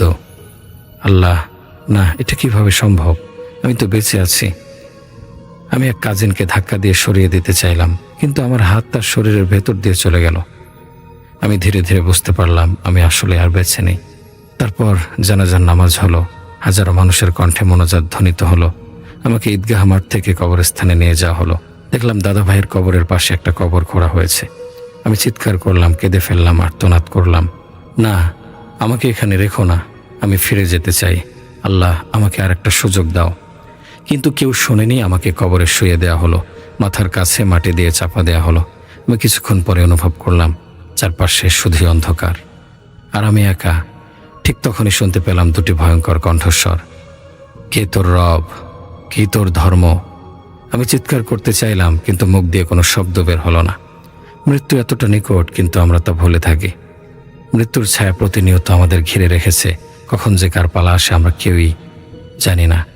এবার যে ঘটনাটি বলবো সেটি আমার বড় ভাইয়ের থেকে শোনা, তার মতন করে বলছি। 2007 সালের এক শীতল রাত। আমি তখন তেঁতুলিয়ার এক প্রত্যন্ত গ্রামের মাদ্রাসায় পড়তাম। রাতের আকাশে পূর্ণিমার আলো, মৃদু শীতল বাতাস বইছে, চারপাশ নিস্তব্ধ। মাঝে মাঝে দূর থেকে শিয়ালের ডাক শোনা যায়। আমরা সবাই পড়াশোনা শেষ করে শুতে যাওয়ার প্রস্তুতি নিচ্ছিলাম। আমার নাম হাসান, তখনও আলেম পাশ করিনি, কিন্তু মসজিদ ও মাদ্রাসার সব কিছুতে সাহায্য করতাম। আমি ফজরের আজান দিতাম, রাতে পড়াশোনার পর হারিকেনের আলো নিভিয়ে দিতাম। আমাদের মাদ্রাসার পরিবেশ শান্ত, নিরিবিলি। কিন্তু সেই বছর আমাদের জীবনে এমন এক অভিজ্ঞতা এলো যা কখনো ভুলতে পারবো না। মুহিব নামের এক ছেলে হঠাৎ আমাদের মাদ্রাসায় ভর্তি হলো। বছর 13-14 হবে। গায়ের রং ফ্যাকাশে, চোখ দুটি গভীর কোটরে, ঠোঁটের কোণে এক অদ্ভুত হাসি। সে এতটাই শান্ত ছিল যে কেউ যদি তাকে ঠেলে ফেলে দিত তবুও সে একবারও প্রতিক্রিয়া দেখাতো না। শুরুতে আমরা ভেবেছিলাম সে হয়তো স্বাভাবিকভাবে এমন, কিন্তু দ্রুত বুঝতে পারলাম মহিব স্বাভাবিক নয়। তার চোখ দুটি সবসময় কেমন যেন নিষ্প্রাণ থাকতো, কিন্তু কখনো কখনো সেগুলোতে এমন দৃষ্টি ফুটে উঠত যেন সে আমাদের থেকে আলাদা এক জগতে বসবাস করে। কেউ তার সঙ্গে মজা করতে গেলেও সে দ্রুত এক চিলতে হাসি দিত, কিন্তু তার সেই হাসির মধ্যে একটা ভয়াবহ অনুভূতি লুকিয়ে থাকত। এক রাতে আমরা সবাই শুয়েছিলাম, মাদ্রাসার জানালাগুলো খোলা ছিল না, কিন্তু তীব্র এক ঠান্ডা বাতাস ঘরের মধ্যে প্রবাহিত হতে লাগলো। আমাদের চাদর গায়ে জড়িয়েও শীত কম ছিল না। হঠাৎ আমাদের মধ্যে একজন ফিসফিস করে বলল, দেখো মহিব কোথায়? আমরা চমকে উঠে তাকালাম, মহিবের বিছানা ফাঁকা, কিন্তু দরজা তো বন্ধ ছিল। সে গেল কোথায়? একজন বলল, ও বারান্দায় বসে আছে। আমরা কৌতূহলী হয়ে বারান্দার দিকে তাকালাম। অন্ধকারের মধ্যেও স্পষ্ট দেখা গেল মহিব একা দাঁড়িয়ে আছে, আকাশের দিকে ফেলফেল করে তাকিয়ে আছে। আমরা ধীরে ধীরে এগিয়ে গেলাম, কিন্তু যখন তার গায়ে হাত রাখলাম তখন তার শরীর বরফের মতো ঠান্ডা। তার চোখ দুটি রক্ত জবা ফুলের মতো লাল হয়ে উঠেছে। সে আমাদের দিকে তাকিয়ে হঠাৎ কাঁপতে কাঁপতে বলল, তারা চলে আসছে। তারপরে সে জোরে চিৎকার করে উঠল, যেন কেউ তার শরীর ছিঁড়ে ফেলছে। এরপর থেকে মাদ্রাসা অদ্ভুত সব ঘটনা ঘটতে লাগলো। মাঝরাতে ছাদের ওপর ভারী পায়ের শব্দ শোনা যেত, কিন্তু ছাদে কেউ উঠতেই পারত না। এক রাতে আমি ঘুমানোর চেষ্টা করছিলাম, হঠাৎ অনুভব করলাম আমার পাশে কেউ শুয়ে আছে। আমি ধীরে ধীরে তাকিয়ে দেখলাম কেউ নেই, কিন্তু শিয়ালের কান্নার মতো এক অদ্ভুত শব্দ শোনা যেতে লাগলো। হঠাৎ করেই জানালার বাইরে চোখ পড়তে দেখি মহিব বাইরে দাঁড়িয়ে আছে, কিন্তু সে তো এইমাত্র বিছানায় শুয়েছিল। তার চোখ দুটি গভীর অন্ধকারে ঢেকে গেছে। সে ধীরে ধীরে ফিসফিস করে বলল, ওরা এসে গেছে, ওরা এবার কাউকে ছাড়বে না। আমি আতঙ্কে লাফ দিয়ে উঠে গেলাম। পুরো ঘর ঠান্ডা হয়ে গেল, আমার নিঃশ্বাস আটকে আসছিল। এক রাতে প্রচণ্ড ঝড় উঠল, বাতাসের ঝাপটায় দরজা জানালা কেঁপে উঠছিল। সেই সময় আমাদের একজন ছাত্র কাঁদতে কাঁদতে আমাদের রুমে এসে বলল, মহিব কোথাও নেই। আমরা সবাই আতঙ্কিত হয়ে উঠলাম। মাদ্রাসার চারপাশ খুঁজেও তাকে পাওয়া গেল না। তারপর আমাদের মাওলানা সাহেব এসে কোরআন হাতে নিলেন এবং বললেন, ওকে খুঁজতে যাওয়ার দরকার নেই, ও নিজে ফিরে আসবে। তার কথায় শিহরিত হয়ে গেলাম। তার মানে তিনি জানতেন কিছু একটা অস্বাভাবিক ঘটছে। সকালবেলা আমরা মসজিদের উঠোনে মহিবকে পেলাম। তার শরীর কাদামাটিতে মাখামাখি, চোখ দুটি রক্তবর্ণ। সে কাঁপছিল, ফিসফিস করে বলল, আমি তাদের সঙ্গে কথা বলেছি, ওরা আমাকে বলেছে আমি আর বেশি দিন এখানে থাকবো না। আমরা সবাই স্তব্ধ হয়ে গেলাম। এরপর থেকে মহিবের শারীরিক অবস্থা আরও খারাপ হতে লাগলো। সে ধীরে ধীরে আরও নিস্তেজ হয়ে যাচ্ছিল। একদিন সে ক্লাসরুমের ভেতর অজ্ঞান হয়ে পড়ে গেল।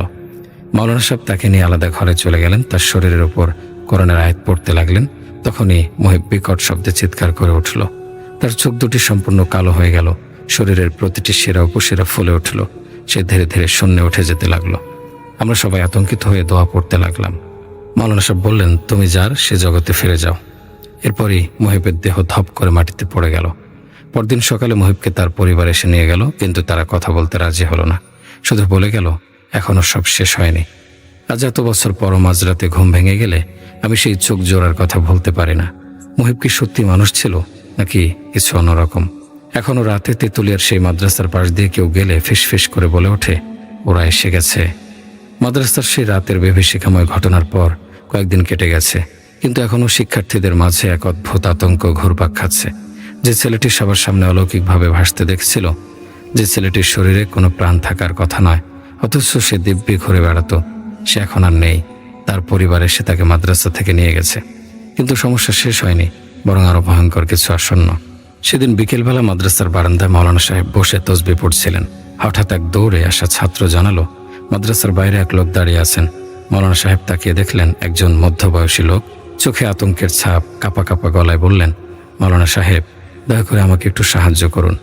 লোকটি ভেতরে আসতেই শিক্ষার্থীরা কৌতূহল নিয়ে তাকালো। তার চেহারা দেখে মনে হচ্ছিল তিনি বহুদিন ঘুমাননি, ক্লান্ত, বিধ্বস্ত, ভীত একজন অসহায় পিতার মতো। আপনি কে? মাওলানা সাহেব জিজ্ঞেস করলেন। আমি খালেক মিয়া, আমি সেই ছেলেটির বাবা যে এখানে কিছুদিন আগে ছিল। মাওলানার মুখ গম্ভীর হয়ে উঠল। তিনি ছাত্রদের ইশারা করলেন ভেতরে চলে যেতে। দরজা বন্ধ করা হলো। তারপর আব্দুল মালিক চোখে মুখে ভয় নিয়ে বলতে শুরু করলেন, আমার ছেলে, সে আমার ছেলে নয় মাওলানা সাহেব। আমি জানি না সে কে। আমাদের পরিবারে যা ঘটছে তা কাউকে বলার মতো সাহস আমার নেই, কিন্তু আমি আর পারছি না, দয়া করে আমাকে সাহায্য করুন। খালেক মিয়া ধীরে ধীরে বলতে লাগলেন তার পরিবারে সেই ভয়ঙ্কর অভিজ্ঞতা। ছেলেটি যখন মাদ্রাসায় ভর্তি হয় তখন সে শান্তশিষ্ট ছিল, কিন্তু তার চোখের গভীরে কিছু একটা ছিল, অস্বাভাবিক কিছু। কিন্তু সে কখনো কারোর সাথে ঝগড়া করতো না, তার প্রতি কেউ বিরক্ত হতো না। শুধু একটাই ব্যাপার অদ্ভুত লাগতো, কখনো কেউ তাকে ঘুমোতে দেখেনি। তবে আসল বিভীষিকা শুরু হয় যখন সে বাড়িতে ফেরে। আমরা সবাই প্রথম কয়েকদিন স্বাভাবিকভাবে নিলাম, কিন্তু রাতের বেলা আব্দুল মালেক থেমে গেলেন। তার শরীর কাঁপছিল। সে রাতের বেলা আমাদের বাড়ির চারপাশে হাঁটতে থাকতো, আমাদের দরজার সামনে দাঁড়িয়ে থাকতো, কিন্তু কখনো ঘরে ঢুকতো না। এক রাতে আমি তার পেছন পেছন গেলাম। সে ঘরের পাশের খেজুর গাছের নিচে দাঁড়িয়েছিল। আমি নাম ধরে ডাকতে সে আমার দিকে তাকালো। তার চোখ ছিল গভীর অন্ধকার, একদম শূন্য। তারপর সে হাসলো। আমি আমার জীবনে কখনো এত ভয় পাইনি। সেই রাতের পর থেকে বাড়িতে অদ্ভুত ঘটনা ঘটতে থাকে। কেউ ছেলেটিকে দেখলে মনে হতো সে অন্য কিছু, একটা সাধারণ মানুষের শরীরে আটকে থাকা অন্য কিছু। আব্দুল মালেক বললেন, আমার স্ত্রী বলছিল রাতের বেলা সে দরজার বাইরে বসে বিড়বিড় করে কিছু বলছে, কিন্তু দরজা খুললে কেউ নেই। আমরা যখন তাকে কিছু জিজ্ঞেস করি সে শুধু হাসে, এমন একটা হাসি যা আমি কোনো মানুষের মুখে দেখিনি। একদিন ছেলেটির মা আর থাকতে পারলেন না। তিনি বললেন, এই ছেলেটা আমাদের সন্তান না। আমি জানি না এটা কে, কিন্তু আমাদের ছেলে তো মাসখানেক আগেই মারা গেছে। মাওলানা সাহেব হতভম্ব হয়ে গেলেন। আপনার ছেলে মারা গেছে? তাহলে যাকে আমরা মাদ্রাসায় দেখেছি সে কে? খালেক মিয়ার কণ্ঠ ভারী হয়ে এলো। আমার স্ত্রী বলেছে ছেলেটি যেদিন মারা যায় আমরা লাশ নদীতে ভাসিয়ে দিই, কিন্তু সেই রাতে নদীর ধারে আলো দেখতে পাওয়া যায়। পরদিন সকালে আমার ছেলে ঘরে ফিরে আসে, কিন্তু সে আগের মতো ছিল না। মাওলানা সাহেব শিউরে উঠলেন। তিনি বুঝলেন এই ছেলেটি মানুষ নয়, কিন্তু কি? তিনি সিদ্ধান্ত নিলেন তাকে আবার মাদ্রাসায় আনতে হবে। তিনি আব্দুল মালেককে বললেন, তাকে আবার এখানে নিয়ে আসুন, আমি তাকে পরীক্ষা করব। সেই রাতে মাদ্রাসার পরিবেশ হয়ে উঠল আরও গা ছমছমে। মাওলানা সাহেব কিছু বিশেষ আয়াত পড়লেন, কোরআন শরীফ হাতে নিয়ে বসলেন। ছাত্ররা সবাই আতঙ্কিত হয়ে মাদ্রাসার কোনায় জড়ো হলো। হারিকেনের আলো কমছিল, বাতাস বইছিল ঠান্ডা শীতলভাবে। হঠাৎ দরজায় একটা শব্দ হলো, ঠক ঠক ঠক। সবাই চুপ, কেউ নড়ছে না। দরজার ওপাশ থেকে একটা কণ্ঠ শোনা গেল, মাওলানা সাহেব আমি আসছি। সেই কণ্ঠ শুনে মাওলানার শরীর ঠান্ডা হয়ে গেল, কারণ এই কণ্ঠ একটা মানুষের কণ্ঠই ছিল না। দরজার ফাঁক দিয়ে ছেলেটি ধীরে ধীরে মাদ্রাসার ভেতরে ঢুকলো। হারিকেনের আলোয় দেখা গেল তার শরীর যেন স্বাভাবিক নেই। তার চোখ দুটো গভীর গহ্বরের মতো, এবং সে হাসছে একটা বিকৃত অস্বাভাবিক হাসি। আমার বাবা তোমাকে ডেকেছে তাই না মাওলানা সাহেব? মাওলানা কিছু বললেন না, তিনি শুধু তাকিয়ে রইলেন, কারণ তার সামনে দাঁড়িয়ে থাকা সত্তাটি কোনো মানুষ নয়। মাদ্রাসার ভেতর কেমন যেন এক শীতল থমথমে পরিবেশ। হারিকেনের আলো কাঁপছে, বাতাস বইছে অদ্ভুতভাবে। ছাত্ররা সবাই নিঃশব্দ, কেউ কোরআনের আয়াত বিড়বিড় করে পড়ছে, কেউ আবার চোখ বন্ধ করে কাঁপছে। দরজার সামনে দাঁড়িয়ে থাকা ছেলেটির মুখে বিকৃত হাসি, তার চোখের গহ্বরে যেন শূন্যতা, তার অস্তিত্বে যেন কোনো মানবিক অনুভূতি নেই।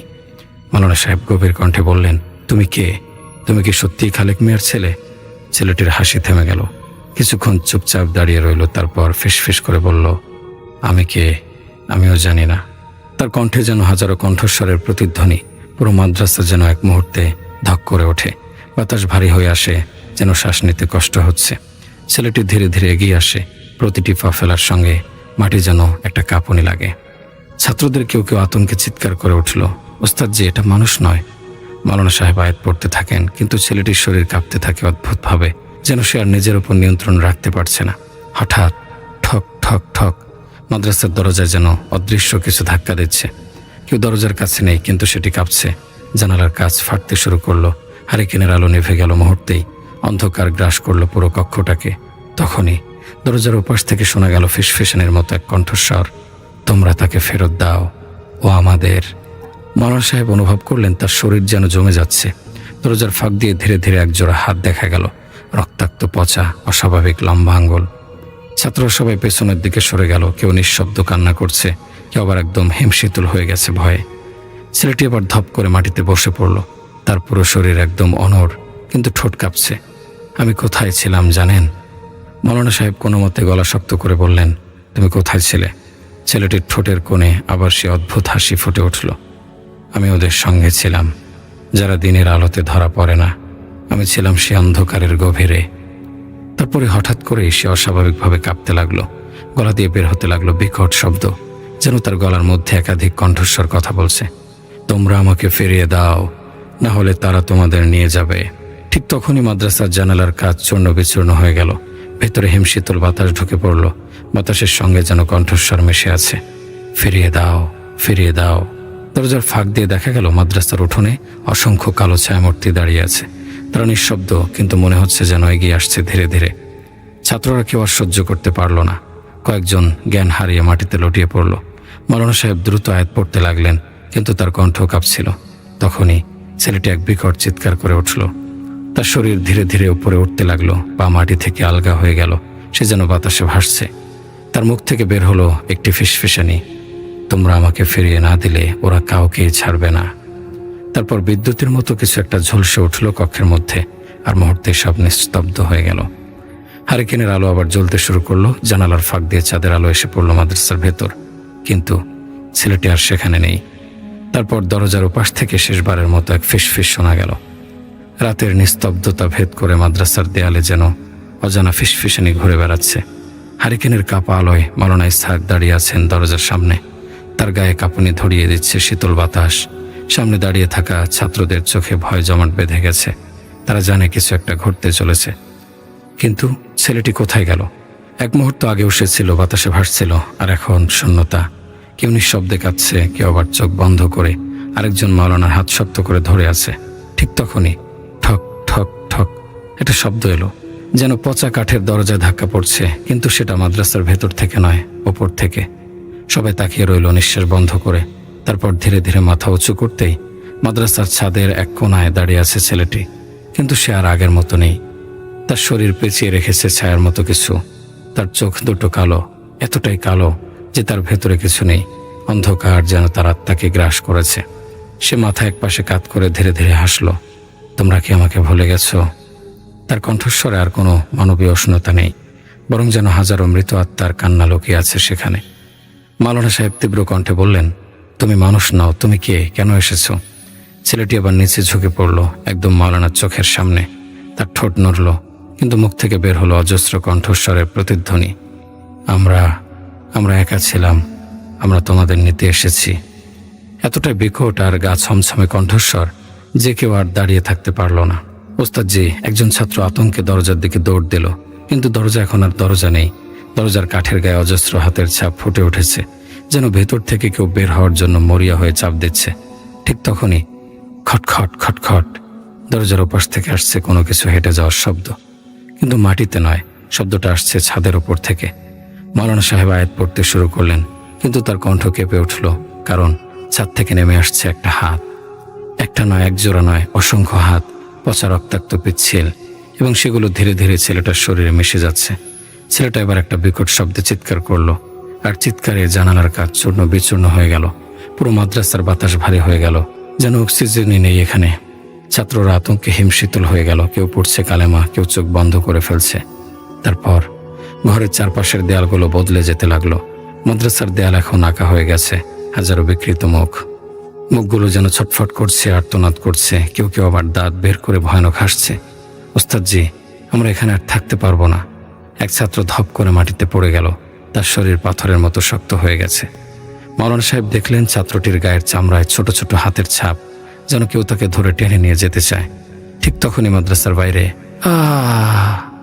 একটা নারী কণ্ঠের বিকট চিৎকার। মাওলানা দ্রুত জানালার দিকে তাকালেন, একটি কালো ছায়া বিশাল আকৃতিতে আকাশের দিকে উঠে গেল। তারপর ছেলেটি কেঁদে উঠল, তারা আমাকে নিয়ে যাচ্ছে, আমাকে রক্ষা করুন। সে এবার মাটিতে আছড়ে পড়ল, শরীর কুঁকড়ে গেল, তার হাত দুটো বিকৃত হয়ে গেল, তার চামড়া পচে যেতে লাগলো। ওস্তাদজি, আমায় বাঁচান, আমি আর ওদের সঙ্গে যেতে চাই না। তার মুখ থেকে বের হচ্ছে কালো ধোঁয়া, তার শরীর থেকে চামড়া খসে পড়ছে, যেন সে আর মানুষের রূপে নেই। মাওলানা সাহেব দ্রুত জমজমের পানি ছিটিয়ে দিলেন তার গায়ে। ছেলেটি এক বিকট চিৎকার করে উঠল। তারপর হঠাৎ সব শান্ত হয়ে গেল। হারিকেনের আলো আবার স্থির হলো, বাতাস বন্ধ হয়ে গেল। ছেলেটি মাটিতে পড়ে আছে নিস্তেজ, তার চোখ দুটো ফাঁকা, ঠোঁটে একটুখানি হাসির রেখা। কিন্তু সে কি সত্যি বেঁচে আছে, নাকি তাকে ওরা নিয়ে গেছে? মাদ্রাসার সেই ভৌতিক রাতের পর থেকে আর কিছুই আগের মতো ছিল না। আশপাশের গ্রামে গুঞ্জন ছড়িয়ে পড়েছিল, ওই মাদ্রাসায় কিছু একটা ঘটেছে, কিছু একটা এতটা অশুভ যে কেউ নাম মুখেও আনতে চায় না। কেউ বলছিল রাতের অন্ধকারে ভয়ানক কিছু ঘুরে বেড়ায়, কারো মতে ওখানে কারো যাওয়া উচিত না। কিন্তু মাওলানা সাহেব চুপ ছিলেন, তিনি জানতেন এই গল্প এখানে শেষ নয়। সেই রাতের পর মাদ্রাসার ছাত্ররা অদ্ভুত স্বপ্ন দেখতে শুরু করলো। তারা বলতো ঘুমের মধ্যে একটা চাপা আওয়াজ শোনা যায়, যেন মাটির নিচ থেকে কেউ ডাকছে, কেউ হাত বাড়িয়ে টানছে। আজাদ নামে এক ছাত্র একদিন রাতে ঘুমের মধ্যে চিৎকার করে উঠল। সবাই উঠে দেখে তার শরীরের বিভিন্ন জায়গায় কালো দাগ পড়ে গেছে, যেন কেউ আছড়ে দিয়েছে। তার ঠোঁট ফাঁক হয়ে আছে, চোখ দুটো সাদা হয়ে গেছে। মাওলানা সাহেব ছেলেটাকে ধরে আয়াত পড়তে শুরু করলেন। কিছুক্ষণ পরেই সে কাঁপতে কাঁপতে ধপ করে মাটিতে পড়ে গেল অচেতন। সকাল হলে আজাদের জ্ঞান ফিরে আসে, কিন্তু সে একটা কথাও বলে না, শুধু তাকিয়ে থাকে শূন্য দৃষ্টিতে। ঠোঁট কাঁপে, কিন্তু কোনো আওয়াজ বের হয় না। তারপর হঠাৎ একদিন সকালে সবাই যখন নামাজ পড়ছিল, তখন দরজার বাইরে একটা অদ্ভুত শব্দ হলো, খট খট খট। মাদ্রাসার দরজার সামনে দাঁড়িয়েছিল সেই ছেলেটি। সে যে কবে কোথায় গিয়েছিল কেউ জানে না, কিন্তু আজ সে ফিরে এসেছে। শুধু সমস্যা একটাই, এবার তার মুখে সে বিকৃত হাসিও নেই। সে একদম নিঃসার দাঁড়িয়ে আছে, চোখ দুটো ফাঁকা, ঠোঁট কালাচ্ছে, পায়ের নিচে শুকনো মাটি গড়িয়ে পড়ছে, যেন বহুদিন সে কোথাও আটকে ছিল, কোথাও যেখানে দিনের আলো পড়ে না। মাদ্রাসার দরজা খুলে গেল, বাতাসের মধ্যে একটা চাপা চাপা গন্ধ, যেন অনেক পুরনো কিছুর অস্তিত্ব ছড়িয়ে পড়ছে। ছেলেটি ধীরে ধীরে ভেতরে ঢুকলো। কেউ নড়ছে না, কেউ শ্বাসও নিচ্ছে না। সে মাওলানা সাহেবের দিকে তাকালো। আপনি আমাকে ডেকেছেন? তার কণ্ঠ যেন একসঙ্গে হাজারো কণ্ঠস্বরের প্রতিধ্বনি, গভীর ভীতিকর, যেন গলার মধ্যে পাথর আটকে আছে। মাওলানা সাহেব ঠান্ডা কণ্ঠে বললেন, তুমি কোথায় ছিলে? ছেলেটি হাসলো না, কাঁপলো না, শুধু ধীরে ধীরে বলল, আমি যেখানে ছিলাম সেখানে আর কোনো আলো নেই। তারপরই পুরো ঘরটা কেঁপে উঠল। হারিকেনের আলো নিভে গেল, জানালার কাচ ফাটতে লাগলো, ছাদ থেকে ধুলা পড়তে শুরু করলো, আর দূর থেকে একটা ভয়ানক শব্দ শোনা গেল, তোমরা আমার কাছ থেকে তাকে নিয়ে গেছো, এবার তোমাদের কাউকে ছাড়বো না। হঠাৎ ছেলেটির শরীর বাঁকা হয়ে গেল, যেন কোনো অদৃশ্য শক্তি তাকে মাটিতে চেপে ধরেছে। সে আর্তনাদ করছে, চোখ দুটো উল্টে গেছে, শরীরের শিরাগুলো ফুলে উঠেছে, তার মুখ থেকে ফেনা বের হচ্ছে এবং তার চামড়া একদম ধূসর হয়ে যাচ্ছে। মাওলানা সাহেব দ্রুত দোয়া পড়তে লাগলেন, কিন্তু যতই পড়েন আশপাশের বাতাস আরো ভারী হয়ে ওঠে। তখনই দরজার বাইরে শোনা গেল একসঙ্গে অনেকগুলো মানুষের হাহাকার, আমরা তাকে নেব, আমরা তাকে নেব। মাদ্রাসার ভেতরে থাকা ছাত্ররা সবাই আতঙ্কে জ্ঞান হারাচ্ছে, কিন্তু দৌড়ে পালানোর চেষ্টা করছে, কিন্তু পায়ের নিচে শক্ত মাটি নেই, যেন গোটা পৃথিবীটাই দুলছে। এক মুহূর্তের মধ্যে ছেলেটির শরীর ধাক্কা খেয়ে দৌড়ে পড়ে গেল। তার পুরো শরীর এখন একদম মোমের মতো সাদা, ঠোঁট নীল হয়ে গেছে।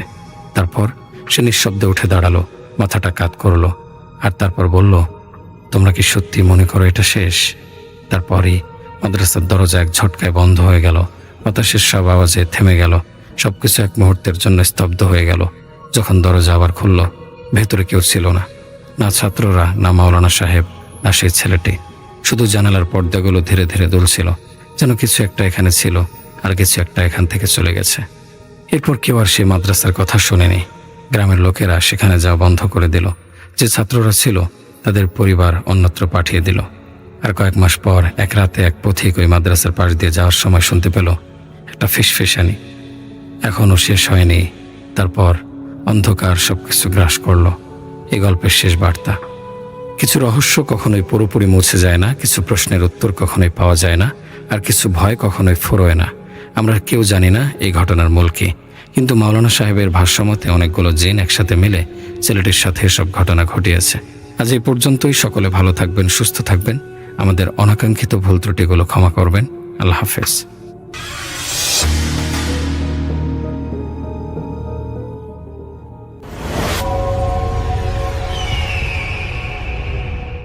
হ্যালো লিসেনার্স, আসসালামু আলাইকুম। আশা করি সবাই ভালো আছেন, ভালোর দলাই আছেন। আমার নাম রিপন, আমি লালমিহাট থেকে বলতেছি।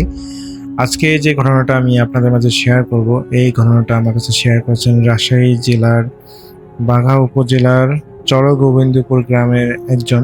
তার নাম হচ্ছে মিজানুর রহমান ভাই, তার ডাক নাম হচ্ছে মিজান। তো মিজান ভাই তার সাথে ঘটে যাওয়া একটা ঘটনা তিনি আমাকে শেয়ার করেছেন। আমি চেষ্টা করব তার মতো করে ঘটনাটা আপনাদের মাঝে শেয়ার করার। তো মিজান ভাই ছিলেন একজন ব্যবসায়ী। তিনি দেখা যায় যে ওই হাটের মধ্যে ধান কেনেন এবং যখন ধানের দাম একটু বাড়ে তিনি তখন আসলে ধান বিক্রি করে দেন। তো তার একজন ব্যাপারীও আছে। তো তিনি আসলে হাটের মধ্যে গিয়ে তিনি সাধারণ কৃষকদের কাছে ধান কেনেন এবং যখন অনেকগুলো ধান জমা হয় সেই ধানগুলো তিনি হচ্ছে তার যে ব্যাপারী তার কাছে দেখা যায় যে কেজি প্রতি কয়েকটা দামে বেশি দামে আর কি সেল করেন। তো এতে করে তার বেশ ভালোই চলতেছিল, সবকিছুই স্বাভাবিক ছিল। তো এখানে বলে রাখা ভালো যে তাদের হাট পড়ছিল সপ্তাহে 2 দিন। তো একদিন হাটে লেনদেন শেষ করতে তার আসলে অনেক রাত হয়ে যায়। বলতে সেই দিন আসলে হাট বার থাকার কারণে তিনি আসলে অনেকগুলো ধান কেনেন এবং সেই ধানগুলো ব্যাপারীর কাছে পৌঁছে দিতে তার বেশ রাত হয়ে যায়, প্রায় রাত 12টা বেজে যায়। তো তিনি রাত 12টার সময় বাসায় ফিরতেছিলেন। তো ঘটনাটার সময়কাল ছিল 1995 সালে, আজ থেকে প্রায় 30 বছর আগের ঘটনা। তো সেই সময় তিনি বেশ যুবক ছিলেন, যদিও তার বয়স এখন প্রায় 45 প্লাস হবে। তো সেই সময় যুবক বয়সে তিনি আসলে তার বাবার রেখে যাওয়া ব্যবসাটা তিনি মানে হাল ধরেন আর কি। তার বাবা একই কাজ করতেন, ওই ধান কিনে ব্যাপারীদের কাছে দিতেন। তো তিনি আসলে তার বাবা ছোটবেলায় মারা গিয়েছিল, যখন তার বয়স প্রায় 18 বছর ছিল। সে সময় তার বাবা মারা গিয়েছে, এই কারণে দেখা যায় যে সংসারের হাল তাকে ধরতে হয়। এই কারণে তিনি আসলে দেখা যায় যে মাত্র 20 বছর বয়সেই তিনি তার বাবার ওই অভিজ্ঞতাটাকে কাজে লাগিয়ে তিনি হলো ধানের ব্যবসা শুরু করেন। তো তার বয়স যখন 20 বছর, তখন তিনি বেশ যুবক ছিলেন। তো সেই সময় তিনি হচ্ছে আপনার ওই হাটের মধ্যে ধান ব্যাপারীর কাছে দিয়ে বাসায় ফিরতেছিলেন। তো ফেরার সময় তাদের গ্রামের রাস্তা সেই সময় পাকা ছিল না, যদিও বা এখন রাস্তাঘাটগুলো সম্পূর্ণ রাজশাহীর পাকা, অনেক পরিষ্কার পরিচ্ছন্ন, কিন্তু সেই সময় 1995 সালে খুবই পরিত্যক্ত ছিল রাস্তাঘাটগুলো, সবকিছু অনেক পরিত্যক্ত ছিল। এবং তার বাড়িতে পৌঁছানোর জন্য যে রাস্তাটা আছে, সেই রাস্তাটা একটা শ্মশানের পাশ দিয়ে যেতে হয়। তো পথটা ছুটে হলো আসলে দিনের বেলা মানুষ এটা বিভিন্ন কাজে এই পথটা ব্যবহার করেন, কিন্তু রাতের বেলা রাস্তাটা এতটাই শুনশান যে গ্রামের মানুষ এই রাস্তা দিয়ে যেতে ভয় পায়, কারণ এই রাস্তার ধারেই তো একটা শ্মশান আছে। আর অনেক মানুষই আসলে বলে যে এই জায়গাটা খুবই ছমছমে একটা জায়গা, বলতে এই দিক দিয়ে গেলে সে ভয় পাবে নিশ্চিত, এরকম একটা ভৌতিক একটা সেই শ্মশানের জায়গাটা। তো এই কারণে রাতের বেলা আসলে মানুষ এই রাস্তাটা যাওয়া আসা করে না। তো কিন্তু সেই ওই মিজান ভাইদের ওনার যে হাট করেন, তো দেখা যায় যে হাট থেকে ফেরার জন্য এই রাস্তাটা একটা খুবই শর্টকাট রাস্তা। তো তিনি আসলে ওই অনেক রাত হয়েছে এবং তিনি চিন্তা করলেন যে এই রাস্তাটা ঘুরে গেলে অনেক সময় লাগবে, এই কারণে তিনি সেই রাস্তা দিয়ে বাসায় ফেরার জন্য ইয়া করেন আর কি, উদ্যোগ নেন। তো তিনি আসলে যখন সেই রাস্তা দিয়ে আসতেছেন, ওই শ্মশানের যে রাস্তাটা, সেই রাস্তা দিয়ে যখন আসতেছেন, তো শ্মশানের কাছাকাছি আসতেই তিনি একটা কুকুরকে দাঁড়িয়ে থাকতে দেখতে পান। তো কিন্তু কুকুরটা সাধারণ কুকুরের মতো ছিল না, সেই কুকুরটা ছিল একদম সাদা রঙের, ধবধবে সাদা রঙের। কিন্তু সেই কুকুরটা কোনো শব্দ করছে না, শুধু সেই মিজান ভাইয়ের দিকে তাকিয়ে আছে। তো এটা দেখে মিজান ভাই বেশ অবাক হলেন যে এত ধবধবে একটা সাদা কুকুর, এর আগে তো তিনি এই ধরনের কোনো কুকুর দেখতে পাননি, আজকে তিনি হঠাৎ দেখে পেয়ে মানে বেশ অবাক হলেন। তো এরপরে তিনি দেখেন যে সেই কুকুরটা রাস্তার মাঝেই দাঁড়িয়ে আছে, এই কারণে তিনি সেই কুকুরটাকে হাত নেড়ে এক কথা তাড়ানোর জন্য ইশারা করলেন। কিন্তু কুকুরটা দৌড়ে পালালো না, বরং ধীরে ধীরে সেই শ্মশানের ভিতর থেকে সেই কুকুরটা হেঁটে গেল। এবং কুকুরটা যখন সেই শ্মশানের ভিতরে চলে গেল, তিনি দেখতে পেলেন যে কুকুরটা সেখানে ভ্যানিশ হয়ে গেল। তো তিনি বেশ অবাক হয়ে গেলেন, একটু ভয়ও পেলেন যে কুকুরটা এই শ্মশানের মধ্যে সে কোথায় গায়েব হয়ে গেল। তো তার কাছে মনে হয়েছিল হয়তো বা অন্ধকারে কোথাও চলে গিয়েছে, তার কাছে বিষয়টা আসলে অতটা ভৌতিক লাগেনি, যদিও ভয় লেগেছিল, কিন্তু তিনি আসলে স্বাভাবিক মনে করেই যখন তিনি শ্মশানটা পার হবেন, তিনি অনুভব করেন যে তার পিছনে কোনো কিছু হেঁটে আসতেছে। তো যখন তিনি থেমে যান, সেই শব্দটাও থেমে যায়, এবং যখন তিনি আবার হাঁটা শুরু করেন, তার পেছনে সেই শব্দটা আবার শব্দ হতে শুরু করে। তো তিনি এবার বেশ ভয় পান, এবং যখনই তিনি পেছনের দিকে তাকান, মাথা ঘুরে তাকান, তিনি কাউকে দেখতে পান না। তো এরপর তিনি আবার হাঁটা শুরু করেন। এরপর তার কাছে মনে হয় যে পিছনের দিক থেকে সেই শব্দের বদলে এখন মনে হচ্ছে যে কেউ কান্না করতেছে। তো তিনি বেশ অবাক হন যে কি ব্যাপার, কি কান্না করতেছে, আর কান্নার শব্দটা সেই শ্মশান থেকেই আসতেছে। তো যখন তিনি পিছনে ঘুরে তাকান, সেই শ্মশানের দিকে তাকান, তিনি দেখতে পান যে সেই শ্মশানের কাছে একটা ছোট্ট একটা বট গাছ আছে। বট গাছটা অনেক বড় না, একটা ছোটখাটো একটা মাঝারি টাইপের একটা বট গাছ। সেই বট গাছের নিচে একটা সাদা শাড়ি পরা একটা মেয়ে মানুষের মতো দেখতে মাথার মধ্যে মানে মুখের মধ্যে হাত দিয়ে এরকম কান্না করতেছে বসে বসে। তো এটাতে দেখে তিনি বেশ অবাক হন যে এত রাতে এখানে মেয়ে মানুষ কোথা থেকে আসবে। তো যখনই তিনি সেই মেয়ে মানুষটার কাছে যান এবং জিজ্ঞেস করেন যে কে আপনি, আর আপনি এত রাতে এখানে বসে কান্না করতেছেন কেন, কি হয়েছে? তো এইভাবে সেই মেয়েটাকে যখন জিজ্ঞেস করলো, সেই মেয়েটা কোনো কিছু উত্তর দিল না। কিন্তু তার মিজান ভাইয়ের কথা শুনে মনে হচ্ছিল যে সেই মেয়েটা তার কান্না বন্ধ করে দিল এবং সে কান্না থেমে তার মুখটা ওই আগের মতোই হাত দিয়ে ঢাকা ওই অবস্থায় বসে আছে। তো মিজান ভাই আবার জিজ্ঞেস করলেন যে বলুন, আমাকে বলুন, আমি আপনাকে সাহায্য করব, কোনো সমস্যা হয়েছে কি? কিন্তু সেই মেয়েটা কোনো ধরনের কোনো কথার উত্তর দিল না। তো এরপরে মিজান ভাই, যেহেতু কোনো একটা মেয়ে উত্তর দিচ্ছে না, আসলে তাকে তো জোর করতেও পারতেছেন না। তো এই কারণে তিনি চিন্তা করলেন যে যেহেতু তিনি মেয়েটা কোনো উত্তরই দিচ্ছে না, তো এখানে থেকে লাভ কি? তাকে সাহায্য করতে চাইলাম, সে আসলে কোনো কথার উত্তর দিচ্ছে না। তো যখনই মিজান ভাই সেই শ্মশানটা পার হতে যাবেন, মানে সেই সময় সেই মেয়েটা মিজান ভাইয়ের নাম ধরে ডেকে ওঠে, মিজান ভাই, মিজান ভাই। তো মিজান ভাই নিজের নামটা শুনে বেশ অবাক হয়ে যান যে তার নাম ধরে একটা মেয়েকে ডাকতেছে। তো পিছনে যখন তিনি তাকান, তিনি দেখতে পান যে সেই মেয়েটা এখন আর বসেনি, সে দাঁড়িয়ে আছে এবং মিজান ভাইয়ের দিকে তাকিয়ে আছে। এবং তিনি দেখতে পান যে মেয়েটার মুখের একাংশ আগুনে সেঁকা দেওয়া একটা দাগ। এই দাগটার কারণে মনে হচ্ছে যে সেখান থেকে লাল আভা বের হচ্ছে এবং জায়গাটা দেখতে অদ্ভুত মুখের একটা অংশে। তো এই মেয়েটা সুন্দর হলেও সেই অংশটা এইরকম একটা দাগের কারণে মেয়েটাকে খুবই ভয়ানক দেখাচ্ছে। তো যখন মিজান ভাই শুনলেন সেই মেয়েটা আসলে তাকে ডাকতেছে, তো তখন মিজান ভাই কাছে যান এবং বলেন যে হ্যাঁ বলুন। তো তখন সেই মেয়েটা বলে যে আপনি কি আমাকে আমার বাসা পর্যন্ত পৌঁছে দিতে পারবেন? আসলে আমি না খুবই অনেক কষ্টে আছি। তো মিজান ভাই আসলে এই কষ্টে আছি কথাটা শুনে বেশ অবাক হন যে ইনি আবার কি নিয়ে কষ্ট আছেন, বাসা পৌঁছে দেওয়া ঠিক আছে, কিন্তু কষ্টটা কি? তো যখন তিনি তাকে জিজ্ঞেস করেন যে আপনার কিসের কষ্ট, তো বলেন যে আমার সাথে চলুন, আমার বাসা পর্যন্ত চলুন, তাহলে আপনি সব বুঝতে পারবেন। তো এরপর সেই মেয়েটা সামনের দিকে হাঁটতে থাকে এবং পিছে পিছে সেই মিজান ভাই চলতে থাকে। কিন্তু মিজান ভাই দেখতে পান এটা তো সেই মেয়েটা আসলে অন্য একটা রাস্তা দিয়ে তাকে নিয়ে যাচ্ছে, যেটা তার গ্রামের রাস্তা ছিল না, এটা অন্য একটা গ্রামের রাস্তা দিয়ে সেই মেয়েটাকে নিয়ে যাচ্ছে, মেয়েটা নিয়ে যাচ্ছে তাকে।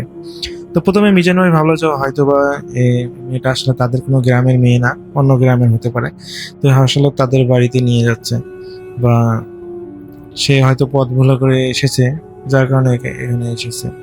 তো মেয়েটাকে দেখে তার কাছে একদম স্বাভাবিক মনে হচ্ছে, কোনো ধরনের ভৌতিক বা কোনো কিছুই তার কাছে মনে হয়নি, একদম খুবই স্বাভাবিক মনে হলো। তো রাসেল ভাই, যখন ওই মেয়েটা একটা প্রায় 1 কিলোমিটার হাঁটার পর তারা একটা বাড়িতে পৌঁছায়, তো বাড়িটা তাদের ওই মিজান ভাইয়ের কাছে একদম অপরিচিত একটা বাড়ি ছিল, তিনি আসলে সেই বাড়িতে কখনোই আসেননি। তো বাড়িতে আসার পর সেই মেয়েটা বলে যে আমার বাবার নাম হচ্ছে কমল, ওনাকে ডাক দেন। তো রাসেল ভাই উনি হচ্ছে মিজান ভাই ওই বাড়ির দিকে তাকিয়ে ডাক দিচ্ছেন, কমল ভাই, কমল ভাই বাড়িতে আছেন, এভাবে যখন ডাকতেছে, তো সেই বাড়ির ভিতর থেকে একজন বৃদ্ধ বের হয়ে আসেন এবং তিনি এসে বেশ একটু বিরক্ত হন যে কি ব্যাপার, কে আপনি, এত রাতে আমাকে ডাকতেছেন কেন? তো সেই সময় মিজান ভাই বলতেছে যে আসলে আমি তো আপনাকে বিরক্ত করার জন্য ডাকি নাই, আমি আসলে এই মেয়েটা আমাকে আসলে আপনাদের কাছে আপনার বাড়িতে নিয়ে আসলো, আসলে তিনি আসলে কান্না করতেছেন, তো আসলে তাকে সাহায্য করার জন্য আসলে মেয়েটাকে সাথে আসা। তো এই কথা শুনে সেই লোকটা খুব অবাক হলো যে কোন মেয়ে, কার কথা বলতেছেন আপনি? এই যে আমার সাথে, আপনার সাথে আবার কোথায় মেয়ে? তো রাসেল ভাই যখনই মিজান ভাই মানে কাল্লা ঘুরে সাইডে তাকান, তিনি দেখতে পান যে সেই তার আশেপাশে কোনো মেয়ে নেই। তিনি খুবই অবাক হয়ে যান এবং চতুর্পাশে কাল্লা ঘুরে ঘুরে দেখেন যে কোনো মেয়ে নাই। তো সেই লোকটা বলতেছে যে ভাই আপনি হয়তো ভুল করতেছেন, আপনার তো সাথে কোনো মেয়ে আসে নাই, কিন্তু মিজান ভাই তো স্পষ্ট মনে আছে তার সাথে একটা মেয়ে এসেছিল এবং সেই মেয়েটাই তো পথ দেখিয়ে নিয়ে এসেছে। তো পরে মিজান ভাই সেই লোকটাকে সমস্ত ঘটনা খুলে বলে এবং সেই লোকটা ঘটনা মানে সবকিছু শোনার পর বুঝতে পারে যে এটা আসলে তারই মেয়ে ছিল, যেটা আজ থেকে প্রায় 3 মাস আগে মারা গিয়েছে। এবং সেই মেয়েটাকে আসলে তারা একটা জায়গায় কবরস্থ করেছে। তো কিন্তু সেই মেয়েটা তাকে আসলে কিভাবে দেখা দেবে এই জিনিসটা কোনোভাবে তারা বুঝতে পারতেছে না। তো এরপরে সেদিন আসলে ওই মিজান ভাই সেই লোকটা অনুরোধ করেছিল যেন তাকে বাসা পর্যন্ত পৌঁছে দেয়, কারণ তিনি আসলে প্রচন্ড পরিমাণে ভয় পেয়েছেন। তো সেই লোকটা আসলে আস্থা অস্বীকার জানায় এবং বলে যে দেখেন আমি এত রাতে যেতে পারবো না, ভালো হয় যদি আপনি আসলে যদি আজকে রাতটা আমাদের বাসায় থাকেন তাহলে কালকে আপনি সকালে চলে যান। তো মিজান ভাই আসলে তিনি একা বাসা আসতেও সাহস পাচ্ছিলেন না এবং বাধ্য হয়ে তিনি সেই কমল নামে যে বাড়িতে মেয়েটা নিয়ে গেছিল এবং তাদের বাড়িতেই তিনি সেদিন থাকেন এবং সকালে তিনি বাসায় চলে আসেন। তো আসলে ভাই এরপরে আসলে সেই মেয়েটা আরো কাউকে দেখা দিয়েছে কিনা বা কেন আসলে তাকে দেখা দিয়েছিল তিনি আজ পর্যন্ত এটার কোনো রহস্য উদ্ঘাটন হতে পারেনি বলে জানিয়েছেন। এটা ছিল তার জীবনের সাথে ঘটে যাওয়া একটা অদ্ভুত একটা ঘটনা তিনি আমাকে শেয়ার করেছেন, আমি আপনাদের কাছে শেয়ার করলাম। রাসেল ভাই যদি ঘটনাটা ভালো লেগে থাকে তাহলে শ্রোতাদের কাছে শেয়ার করবেন।